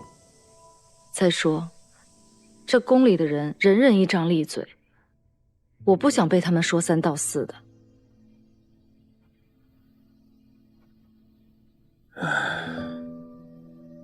修道的事儿，你就别想了。不过，你身边的那个慎娘，看着就是个有福气的人，不如就让她带你出家吧。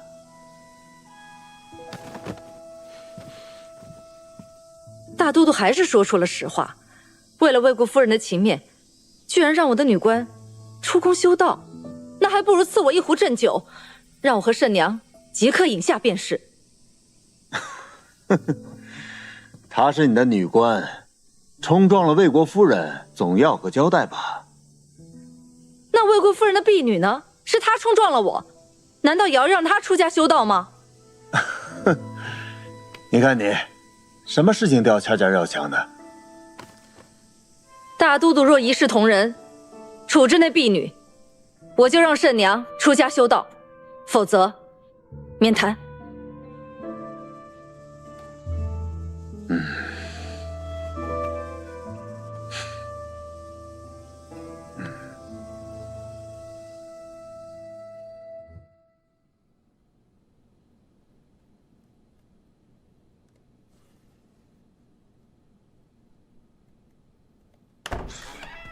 哟，缝袍子呢？我来帮你。得了吧，缝的还没有我好呢。上次缝你自己那个烂袜子，针脚长得跟蜈蚣一样。哎，问你个事儿啊，我听说你让顾小姐穿男装，随咱们大军一起走是吗？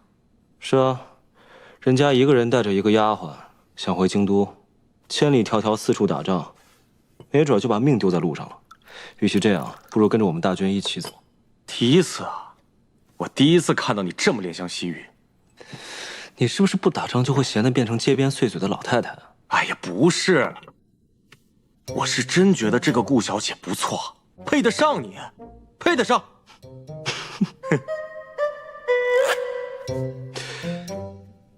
原来是你看上人家顾小姐了。我照说，我跟裴大将军写一封信替你求签。哎，不是，这胡扯什么呢？明明是你好不好？破天荒了，让一个女流之辈在咱们大军当中，现在还和我东拉西扯的。女流之辈怎么了？你看人家崔家的何校尉，机敏狡黠，善于用兵，胜过世间不少男子。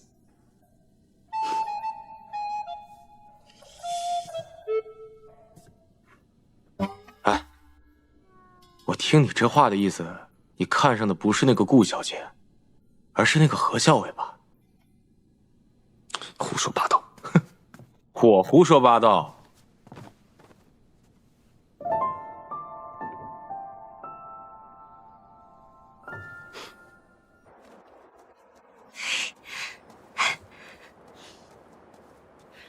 校尉，校尉，风车，你留在客栈的风车我给你取回来了，快给我看看。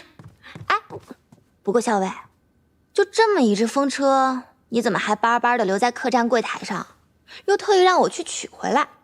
你看，这不过就是市面上卖的小玩意儿，既不精细也不值钱。哦，还破了，留着干什么？破了啊！你看。交给掌柜的时候明明还好好的，一定是没有给我好好仔细保管。这也来了，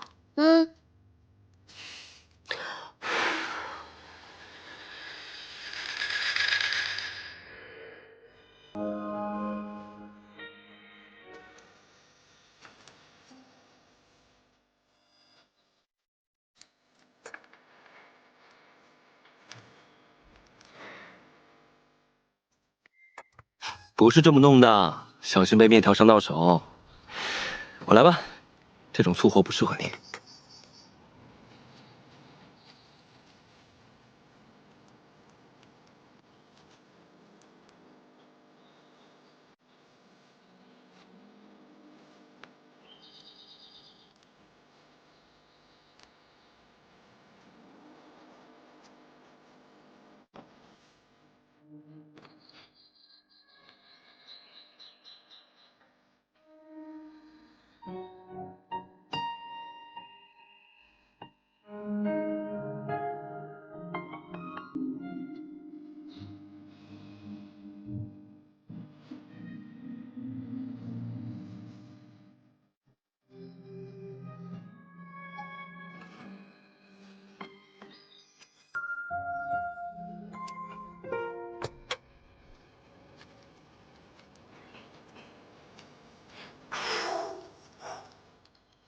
好了，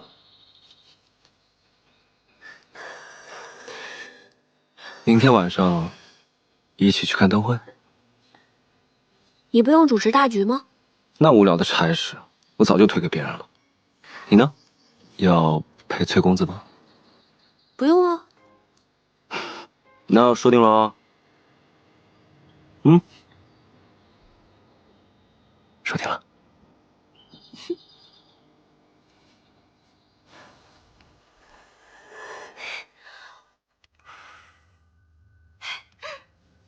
校尉，你把风车修好了？是啊。校尉，咱们晚上一起去看灯会吧。晚上我还有事，就不去了。是要陪公子去主持灯会吗？众目睽睽坐在灯棚底下让人议论，我才不去呢。那校尉有什么事吗？我是怕那个镇西军会另有计划，我得去探探他们到底有什么动作。好，那我陪你一起去，给你做个帮手。不用了。你去帮我看好镇西军的那个谢长耳，这个人不但是李逆的亲信，还能听风辨物，你可得把他看牢了，不能让他有机会暗中行事。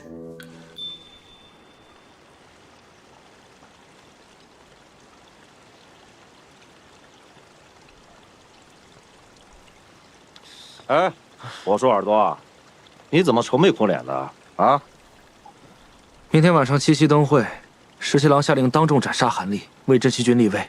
是啊，十七郎让咱们布置的，不都安排好了吗？可是他让我引走桃子姑娘，不让她跟着何校尉，这是为何？既然是有人不想让桃子跟着何校尉，自然是有人想跟着何校尉啊。你就照十七郎说的做吧。可是我如何才能引走桃子姑娘，把她打晕？她又会下毒，心眼又多，我真要跟她动手的话，我不是她对手啊。我说你啊，就是个榆木脑袋，你把桃子姑娘约出来看灯会不就得了吗？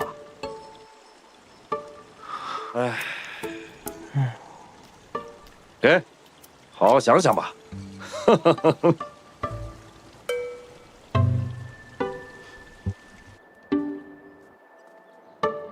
桃子姑娘，桃子姑娘，今天七夕灯会，不如我们一道赏灯。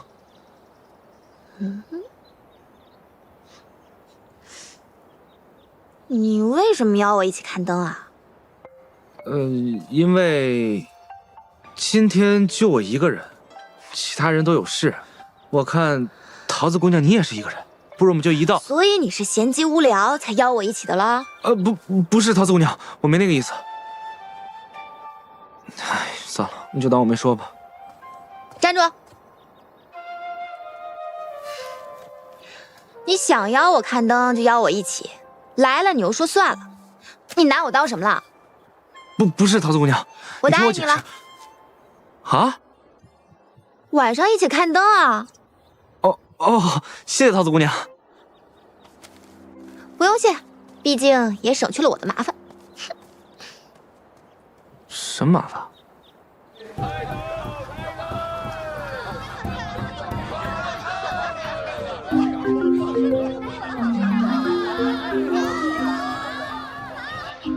小心！今天怎么想起来这样打扮啊？太好看了！为了出来看一看，当然是要换身装束了，这样才好降低别人的防范之心啊！真高明。走吧，去办正事。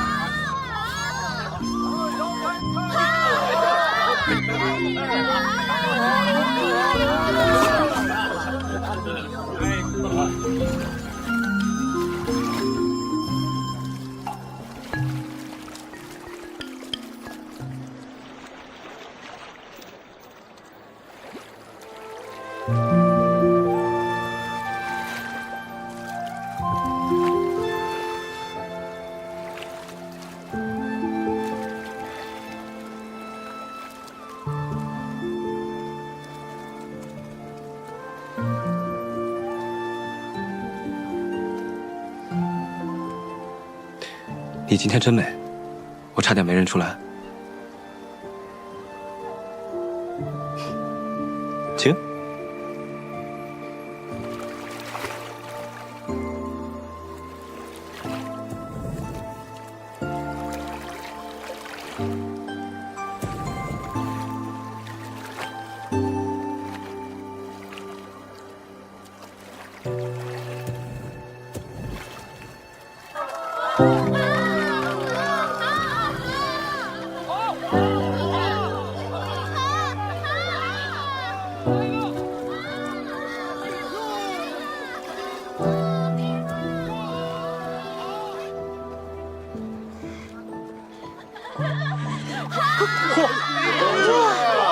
好看好玩的风车了啊！哎，老张，我想要个风车。啊，你选吧。哎，就要这个吧。好嘞。付钱。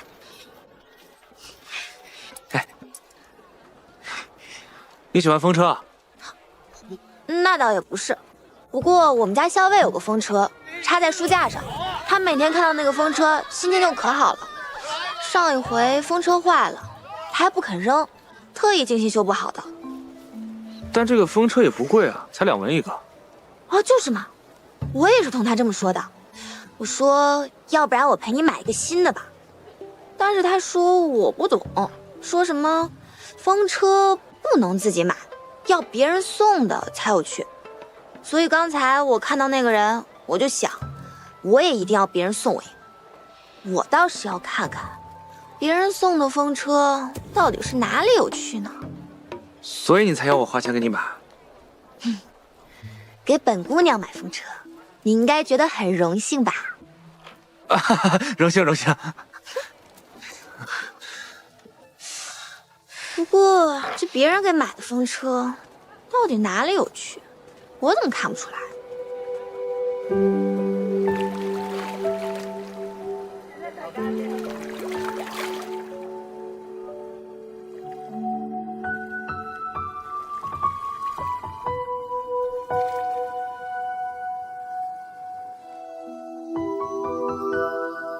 满船星梦压星河，这里可真美啊！劳兰关的星星比这里要大很多，也要低很多。半夜躺在沙漠上，天黑得像丝绒一样，好似一伸手就可以摘到星星。在我们平凉有一望无际的草原，小的时候，爹爹带我出去打猎，有的时候我在马背上睡着了。醒来，一睁开眼睛，看到天上的星星一颗一颗的，就像快要掉下来的糖粉一样。我从小在京中长大，自从学会骑马之后，我便经常独自一人驰马去乐游原。乐游原是京中名胜之地，它的地势奇高，站在那儿，可以俯瞰整个京都。万树鸣蝉隔岸红，乐游原上有西风。西河自衬鱼泉素，不放斜阳更向东。原来你喜欢这首啊，可我喜欢另一首。等等，我知道你喜欢哪一首。什么？离离原上草，一岁一枯荣。野火烧不尽，春风吹又生。是不是这首？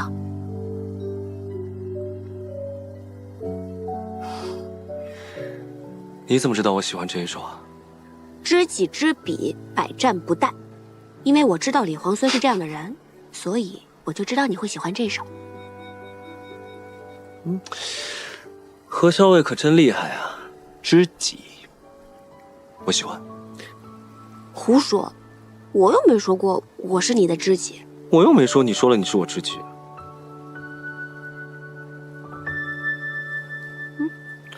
哎，我的裙子怎么都湿了？糟了，穿漏水。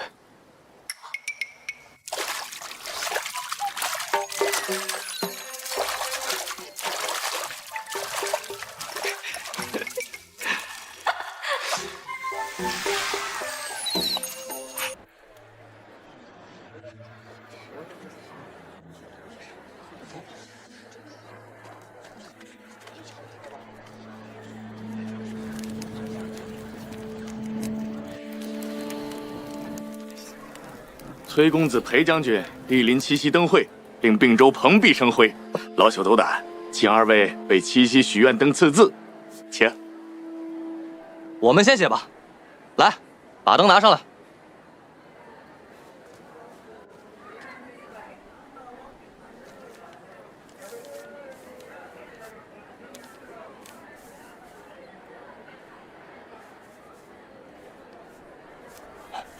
好字，好寓意。好。哎，小裴将军，咱们就写些实在的，就写啊，都娶上娘子，都拿上来吧。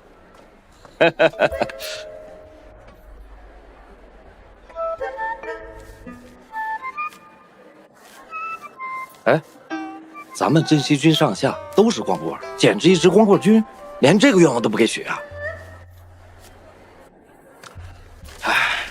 风调雨顺，好，风调雨顺，是，好，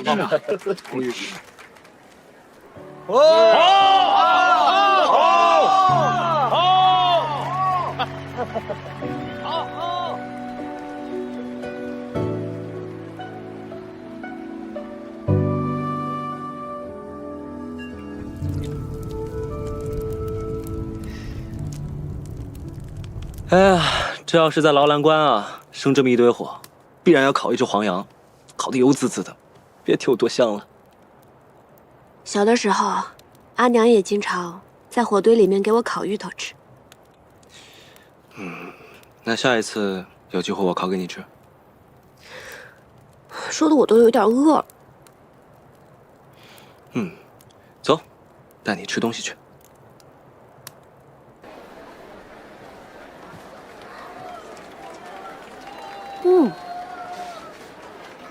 这馄饨味道还真不错啊！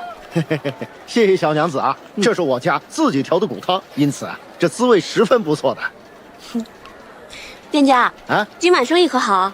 哎呀，这会儿没多少人啊，所有人都挤去看斩韩立了，杀头啊，杀的还是那个原来威风凛凛在并州城的韩公呢。嘿，杀了杀了杀了杀了！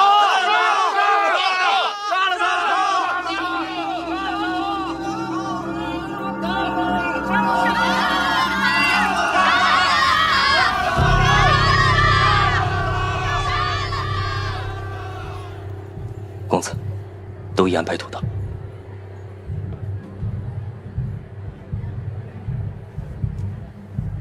时辰到，杀韩立，祭河神。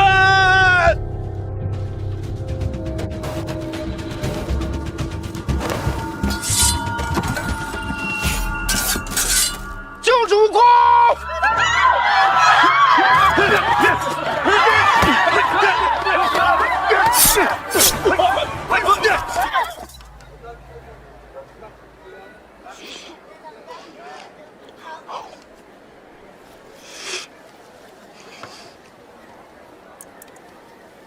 中。哎，两位，看看我们家护腕吧，这可是上好的水牛皮啊！嘿，我老婆子一针一线缝出来的，嘿嘿，3层皮特别结实。公子啊，您是习射之人吧？带上它再合适不过了。还不错。小娘子，给你夫君买一个吧。哎，我都帮你修好了风车，你是不是应该送我一样东西啊？他不是我夫婿。啊？哎，这明明很相配，难道是我看错了？店家，刚才那位公子在问什么？嗨，护腕问了又不买，哎呀，不知道在想什么。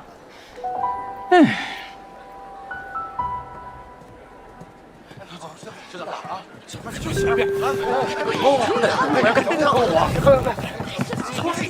看来皇孙算无一策，另行安排了一场大戏啊。何校尉你这么一夸我，我总觉得我计划还不够周密。蓝河水18万，1万就是那银松滩，银松滩里鱼儿。石七郎，石七郎，欢迎石七郎，石七郎。怎么弄成这样？没事。石七郎，怎么样？该杀的杀，该抓的抓，一个不落。东西呢？老黄，拿出来。护符啊，可是俺找到，就在这儿。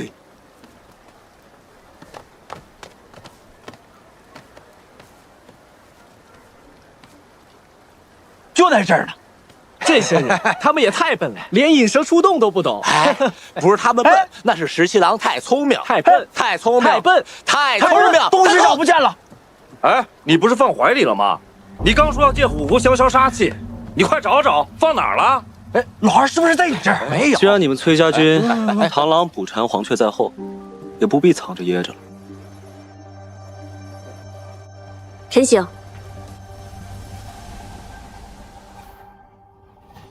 护符，你快在这儿！快交出来！快点！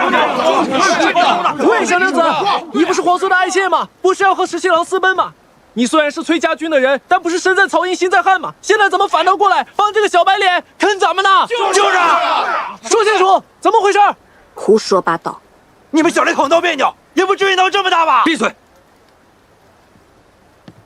李皇孙，你这是何意？如何说我的下属是你的爱妾？你又怎么能如此？放任他们侮辱我崔家军？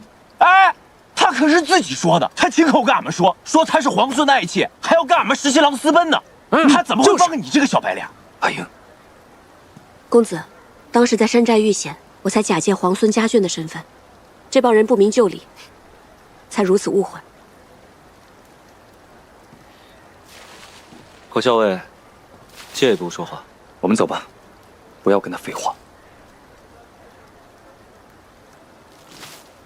公子，我很快就回来。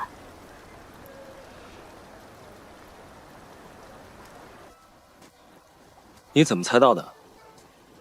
这几日你的人把韩府几乎翻了个遍，我就知道，你虽然抓到了韩立，但是没有找到虎符。所以你就不再费力气搜虎符？韩立这个人多疑狡诈，既然没有随身携带，又把韩府整个翻了个遍也没有找到，那他肯定就是放到了自己最信任的亲信身上。而你散布出消息，今夜在假意要杀了韩立，以此来引诱韩立残部出来救人，你这一招引蛇出洞，确实不错。而你呢，只需要盯着我的人，就可以螳螂捕蝉，黄雀在后。没错。那我还有一事不解啊，你答应我共邀七夕，是为了同我赏灯啊，还是为了亲自盯着我，以免我发现你暗中有安排？那你呢？主动约我出来，到底是为了跟我一起游船，还是不放心我，怕我有所察觉，会坏了你的事啊？彼此，彼此。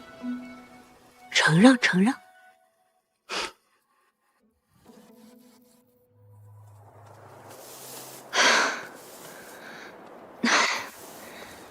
歇一会儿。年年想了法子，让我出宫去修道，会安排你混在随时修道的宫女里面，跟我一起出宫。不要怕，应该就这几天，很快就可以出去了。有人来了，我走了，你保重。阿姐，阿姐，哎呀，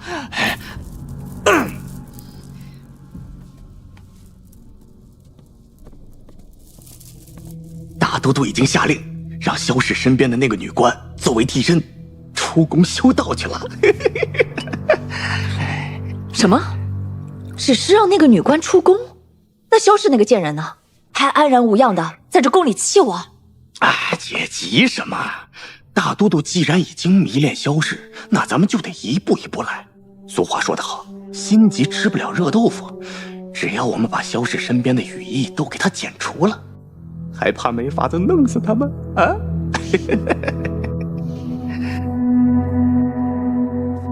她是顾太子的太子妃，跟叛军勾结，那不是显而易见的事情吗？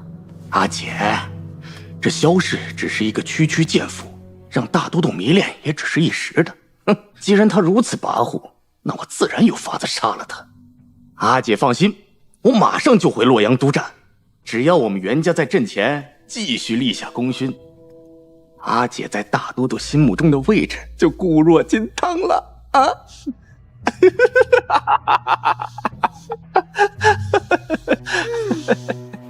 小伟，这可是我新研制的麻药，喏，已经涂在剑上了，你试试。我看看。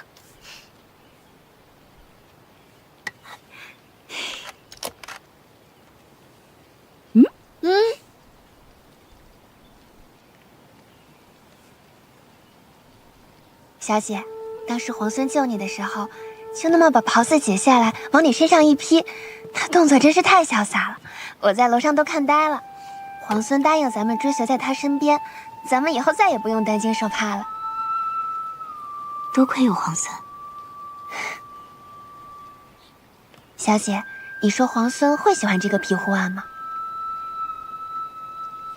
他定然是会喜欢的。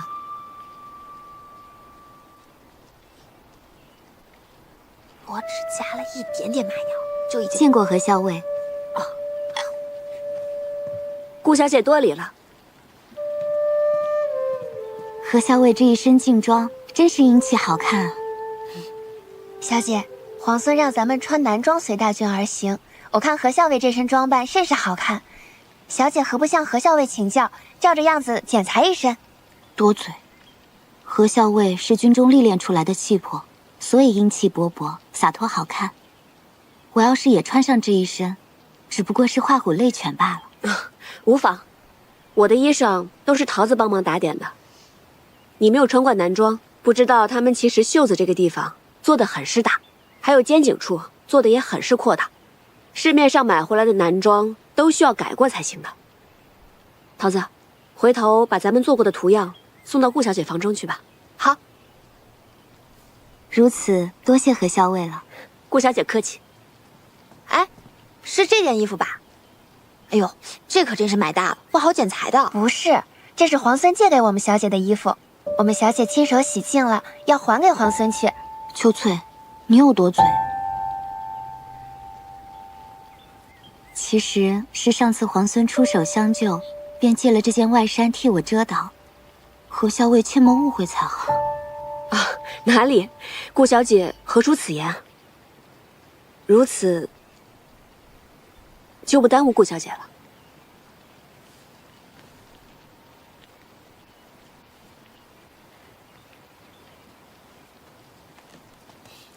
小伟，他们怎么说话总像绕着什么弯子，一拐18弯的。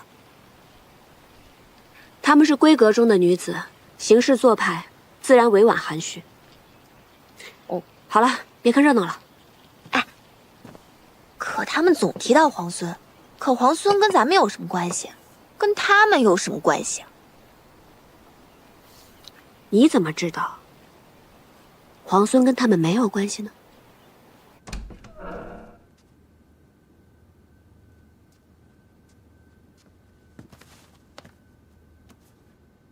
公子一看就是习射之人，带上他再合适不过了。还不错。小娘子啊，给你夫君买一个吧。哎，我都帮你修好了风车，你是不是应该送我一样东西了？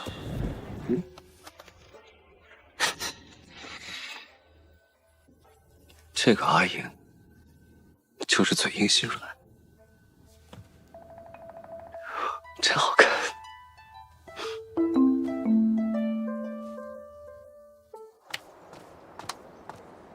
何校尉，我有话跟你说。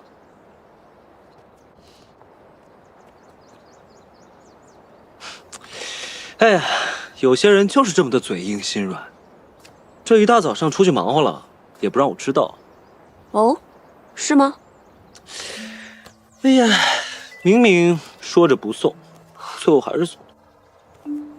看来送给皇孙护腕之人，一定是皇孙十分重视的。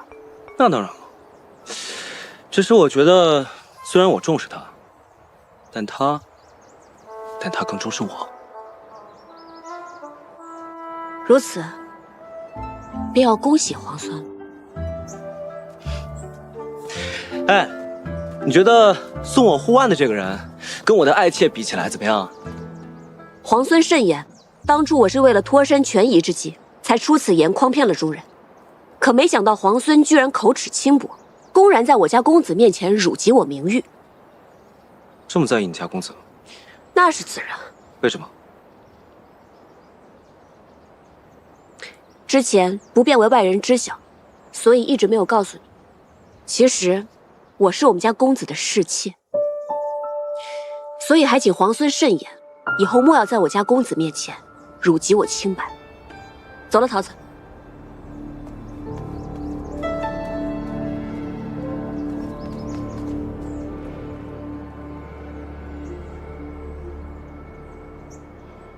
小薇，你为什么要跟皇孙说你是公子的侍妾啊？今日的谈判正到要紧处，要想乱了他理皇孙的心神，必须得有一个出其不意的消息才好。啊，乱他心神，你就要这样说，那不是有损你女儿家的清誉吗？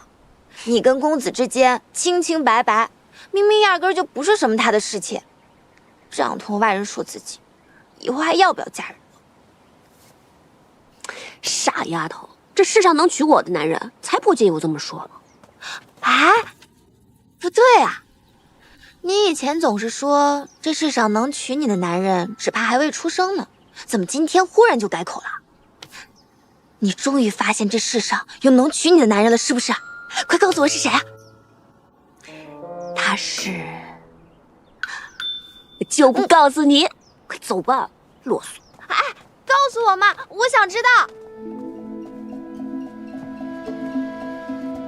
建州守军认服不认人，我们崔家军既然虎符在手，那建州已然是我们的了。那你们倒是拿虎符去呀！别以为老子不知道，你们不就想要韩立吗？凭虎符进城，以韩立相携，如此就能不费一兵一卒拿下建州城。并州城已经是你们的了，靠着韩立有何用处？那你们就把弩寇的军粮统统还给我们镇西军。今日也该有个结果了。怕是你我皇孙没有那么好说话。韩立，我要定了。哎呀，公子啊，你的束发松了，我帮你去梳一梳吧。好。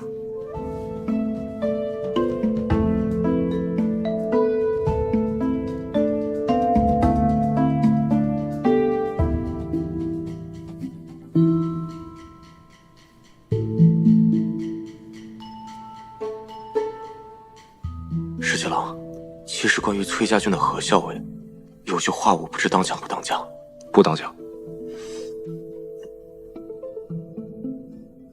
好。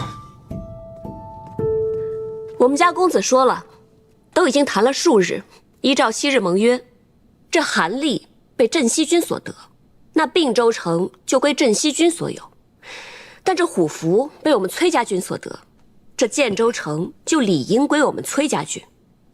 虎符明明是我们先找到的，你们用计夺了去。还有，并州城明明是我们镇西军所有，你们却抢先入城，抢走粮草，先还了粮草，再说建筑的事儿。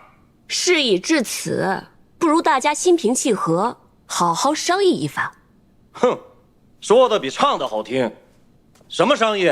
你们就是想占我们镇西军的便宜。这位勇士，话不能这么说嘛。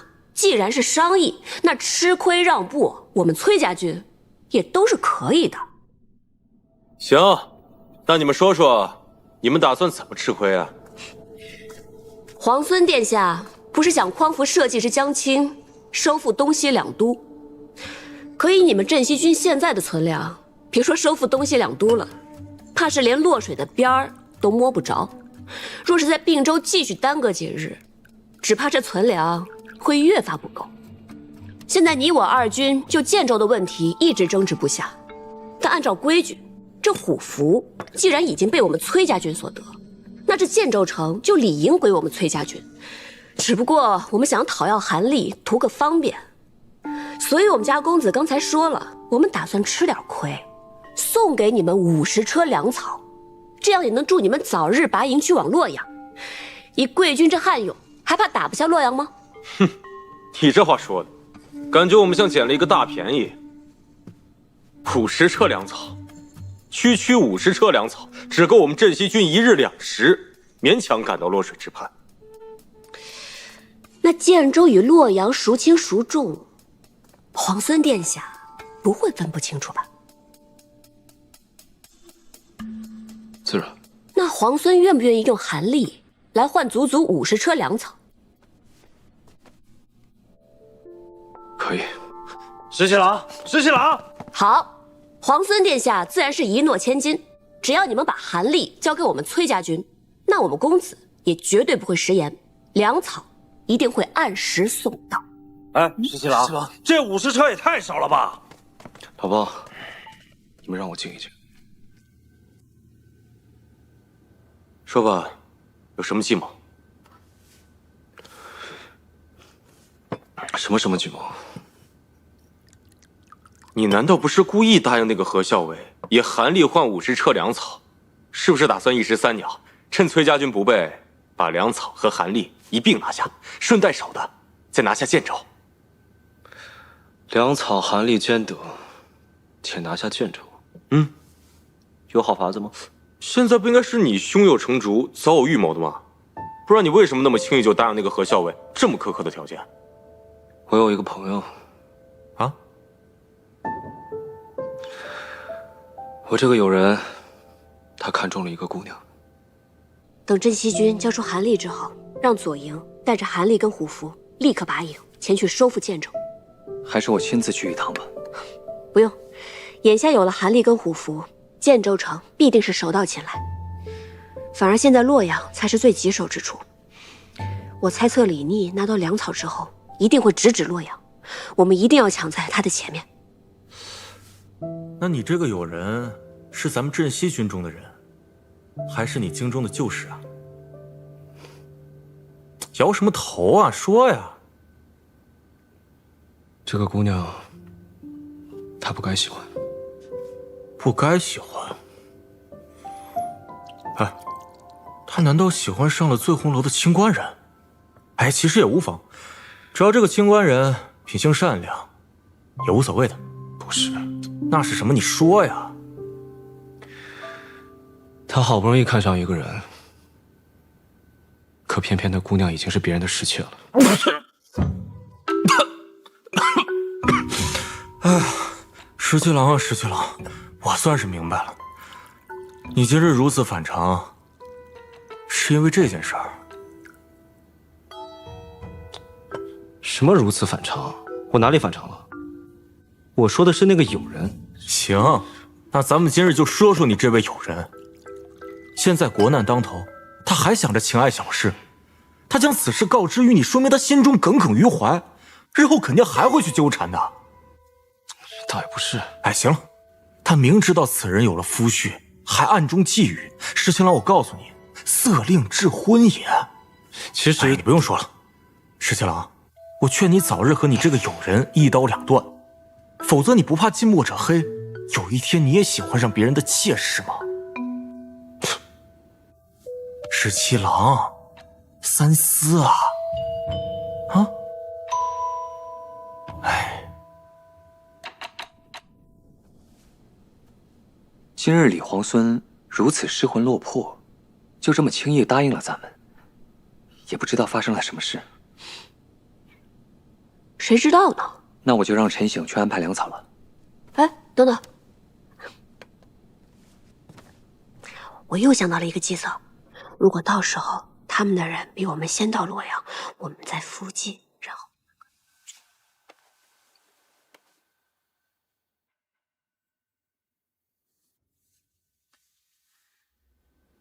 奴婢替娘娘出宫修道，是奴婢的福分。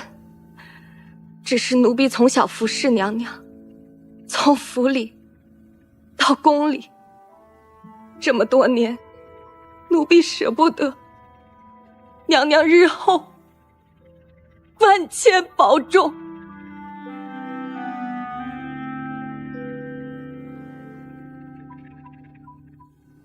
修道是好事，替我积福，也替你自己积福。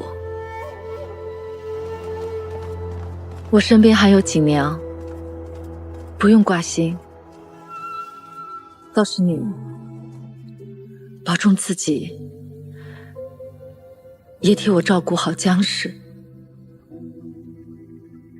去吧。是。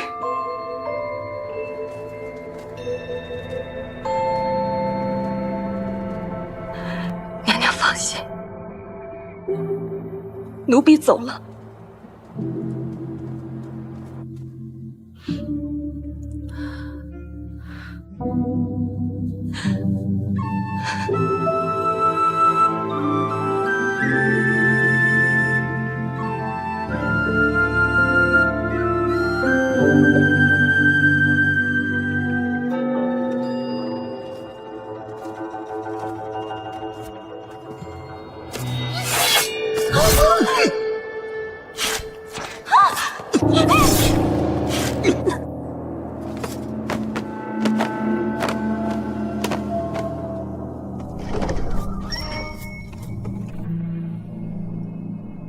大都督，都办妥了。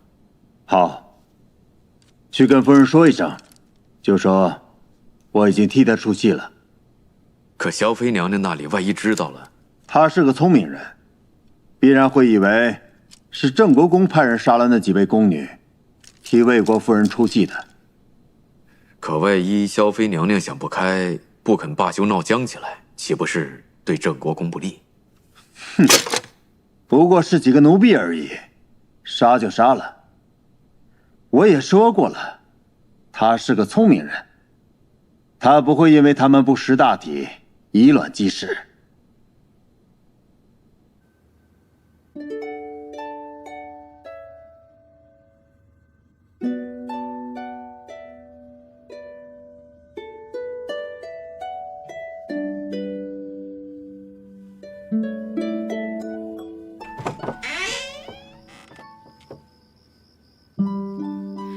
皇孙营夜来访，难道是想做梁上君子？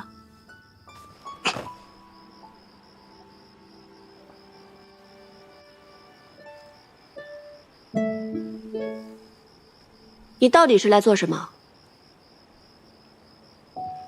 我今天来是想还你。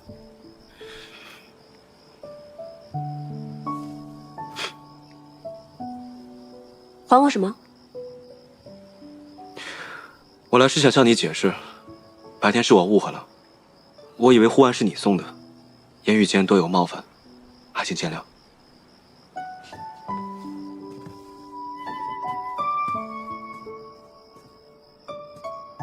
你以为是我送的？是，后面才发现是顾家小姐送的，不过我已经将护腕还给她了。你以为是我送的，所以带着很喜欢。后来却发现是顾家小姐送的，就还给她了。你是想来告诉我这个？倒也不是，我这不是看见月色正好，正适合抢虎符吗？这回你可猜错了，虎符不在我这儿。我知道。你既然知道，还来这干嘛？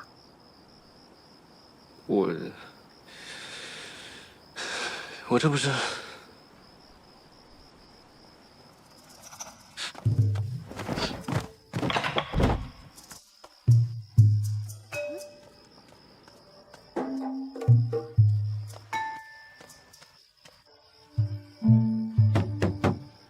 小伟，你睡了吗？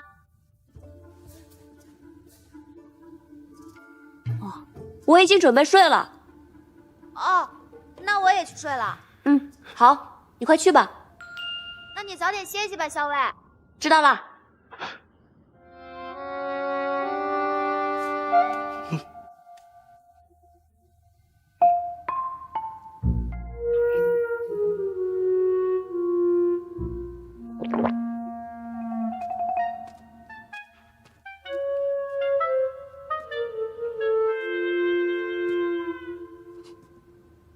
你捂着眼睛干嘛？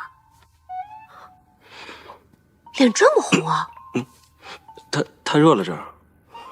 今夜露重风寒，皇孙居然觉得太热了。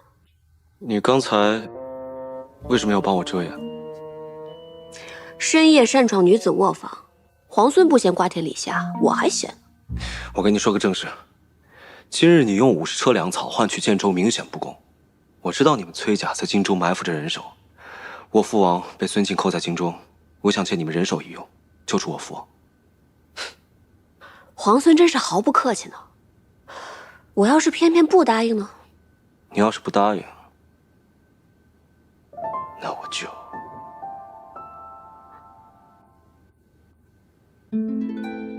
阿莹，你睡了吗？我刚睡下。我有要事要同你商议。好，我来了。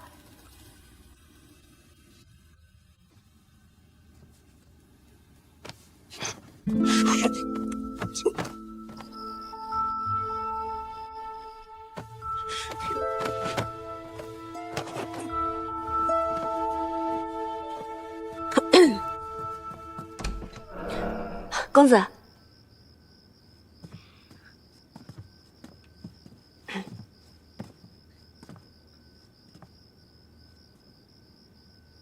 公子，是不是哪儿来了军报啊？其实也没有什么要紧事，只是我听桃子说你未用晚膳，所以才过来看看你。不过我见你气色还挺好的，看来是我多虑了。不过下午点心多吃了点儿，晚上就没什么胃口。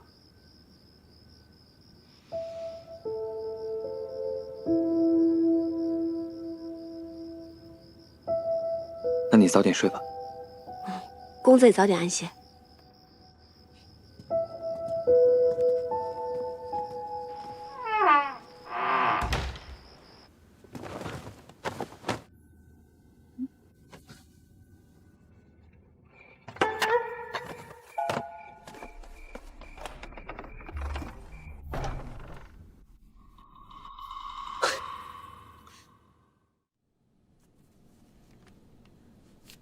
都打听清楚了，世娘和江氏的骨灰都被养在了城外。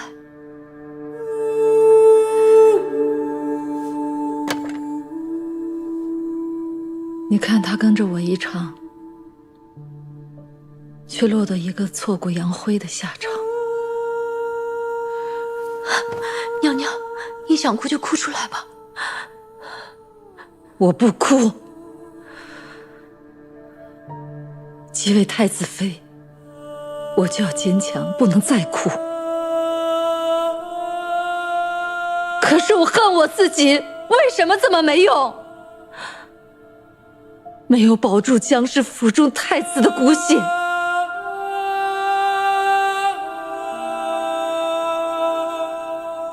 若有一天我到了地下，太子也是不会原谅我的。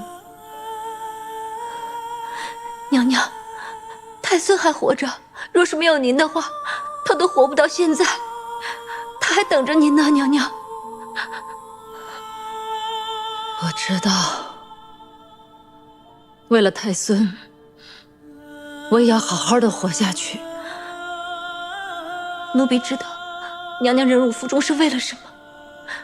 师娘她也知道，她走之前跟奴婢说，她跟随娘娘，死而无憾。锦娘也是，只要娘娘一句话，锦娘就是即刻死了，也欢天喜地，死而无憾。娘娘，不要轻言说死，死是最容易的。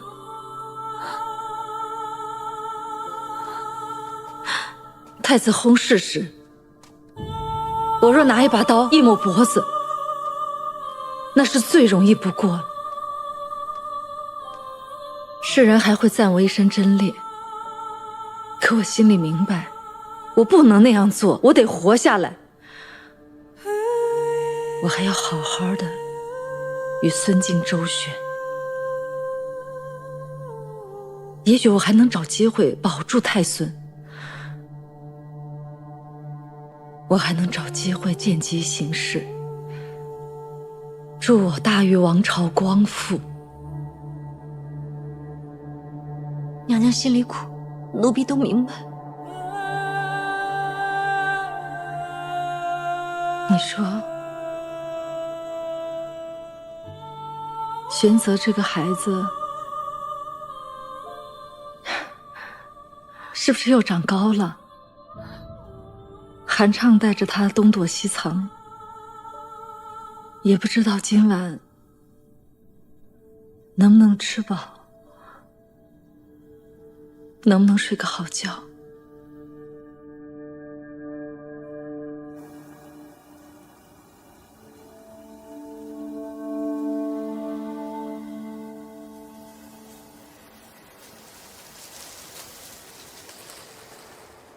殿下，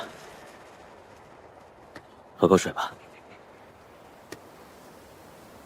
韩将军，之前咱们不是商量过假扮成叔侄行路吗？将军叫我阿泽便是了。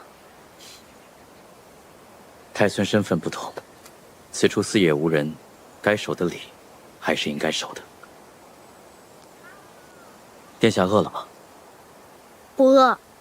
韩将军，母妃有来消息吗？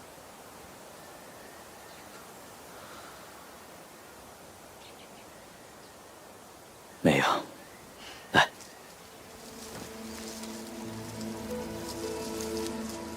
太子妃心性坚韧，忍辱负重。若不是她机敏安排，我和太孙也难逃过孙敬的搜捕。如今行路既远，太子妃处消息断续，也是常有之事。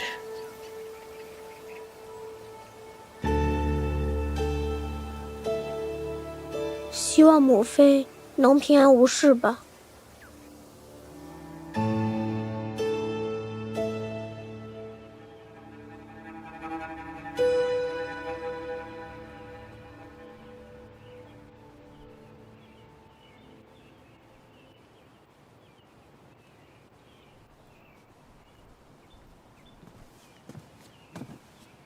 见过皇孙，不知皇孙相邀，所谓何事？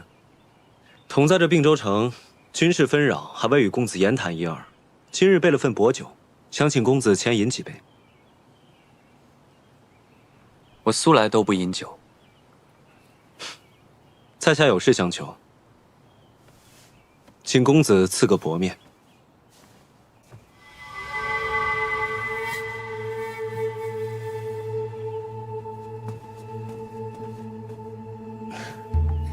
皇孙有事，就直说吧。之前不知何校尉的身份，若有冒犯，还望见谅。什么身份？他的身份？公子何必明知而故问呢？他不过我军校尉，能有什么身份？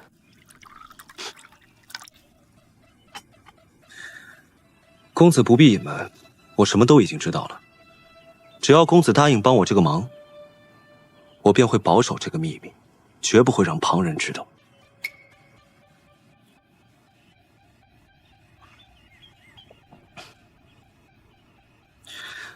公子放心，我李世基一言既出，驷马难追。只要公子答应，我便让这个秘密烂在肚子里。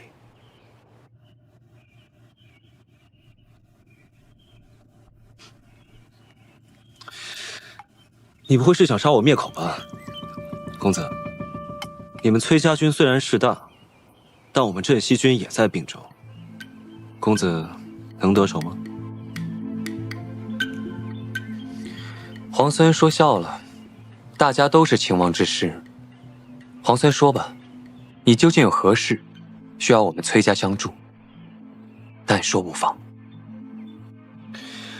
我的父亲梁王被孙敬扣在了荆州，我知道你们崔家在荆州埋伏着好手，只要公子鼎力相助，我就必能救出父王。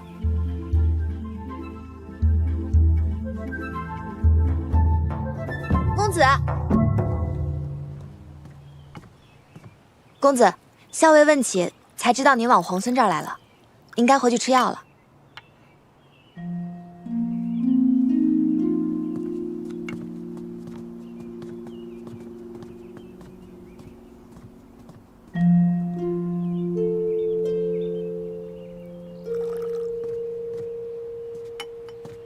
哎，我说石七郎，你不说今天要摆鸿门宴吗？怎么这么快就摆完了？你说这个崔公子是个什么样的人啊？看着斯斯文文，像个公子哥，还真不像个能带兵打仗的人。是啊，他这么一个文静孱弱的人，竟然能从瀛州至此，还打下这么多城池，你说这奇不奇怪？崔乙的儿子应该不会差吧？崔乙那可是当朝的名将啊，以孙敬、裴大将军早先并称国朝三杰。那你说，何校尉是什么样的人？这个我还真看不透。你是知道的，我沙场摸爬滚打10几年，什么样的人我没见过啊？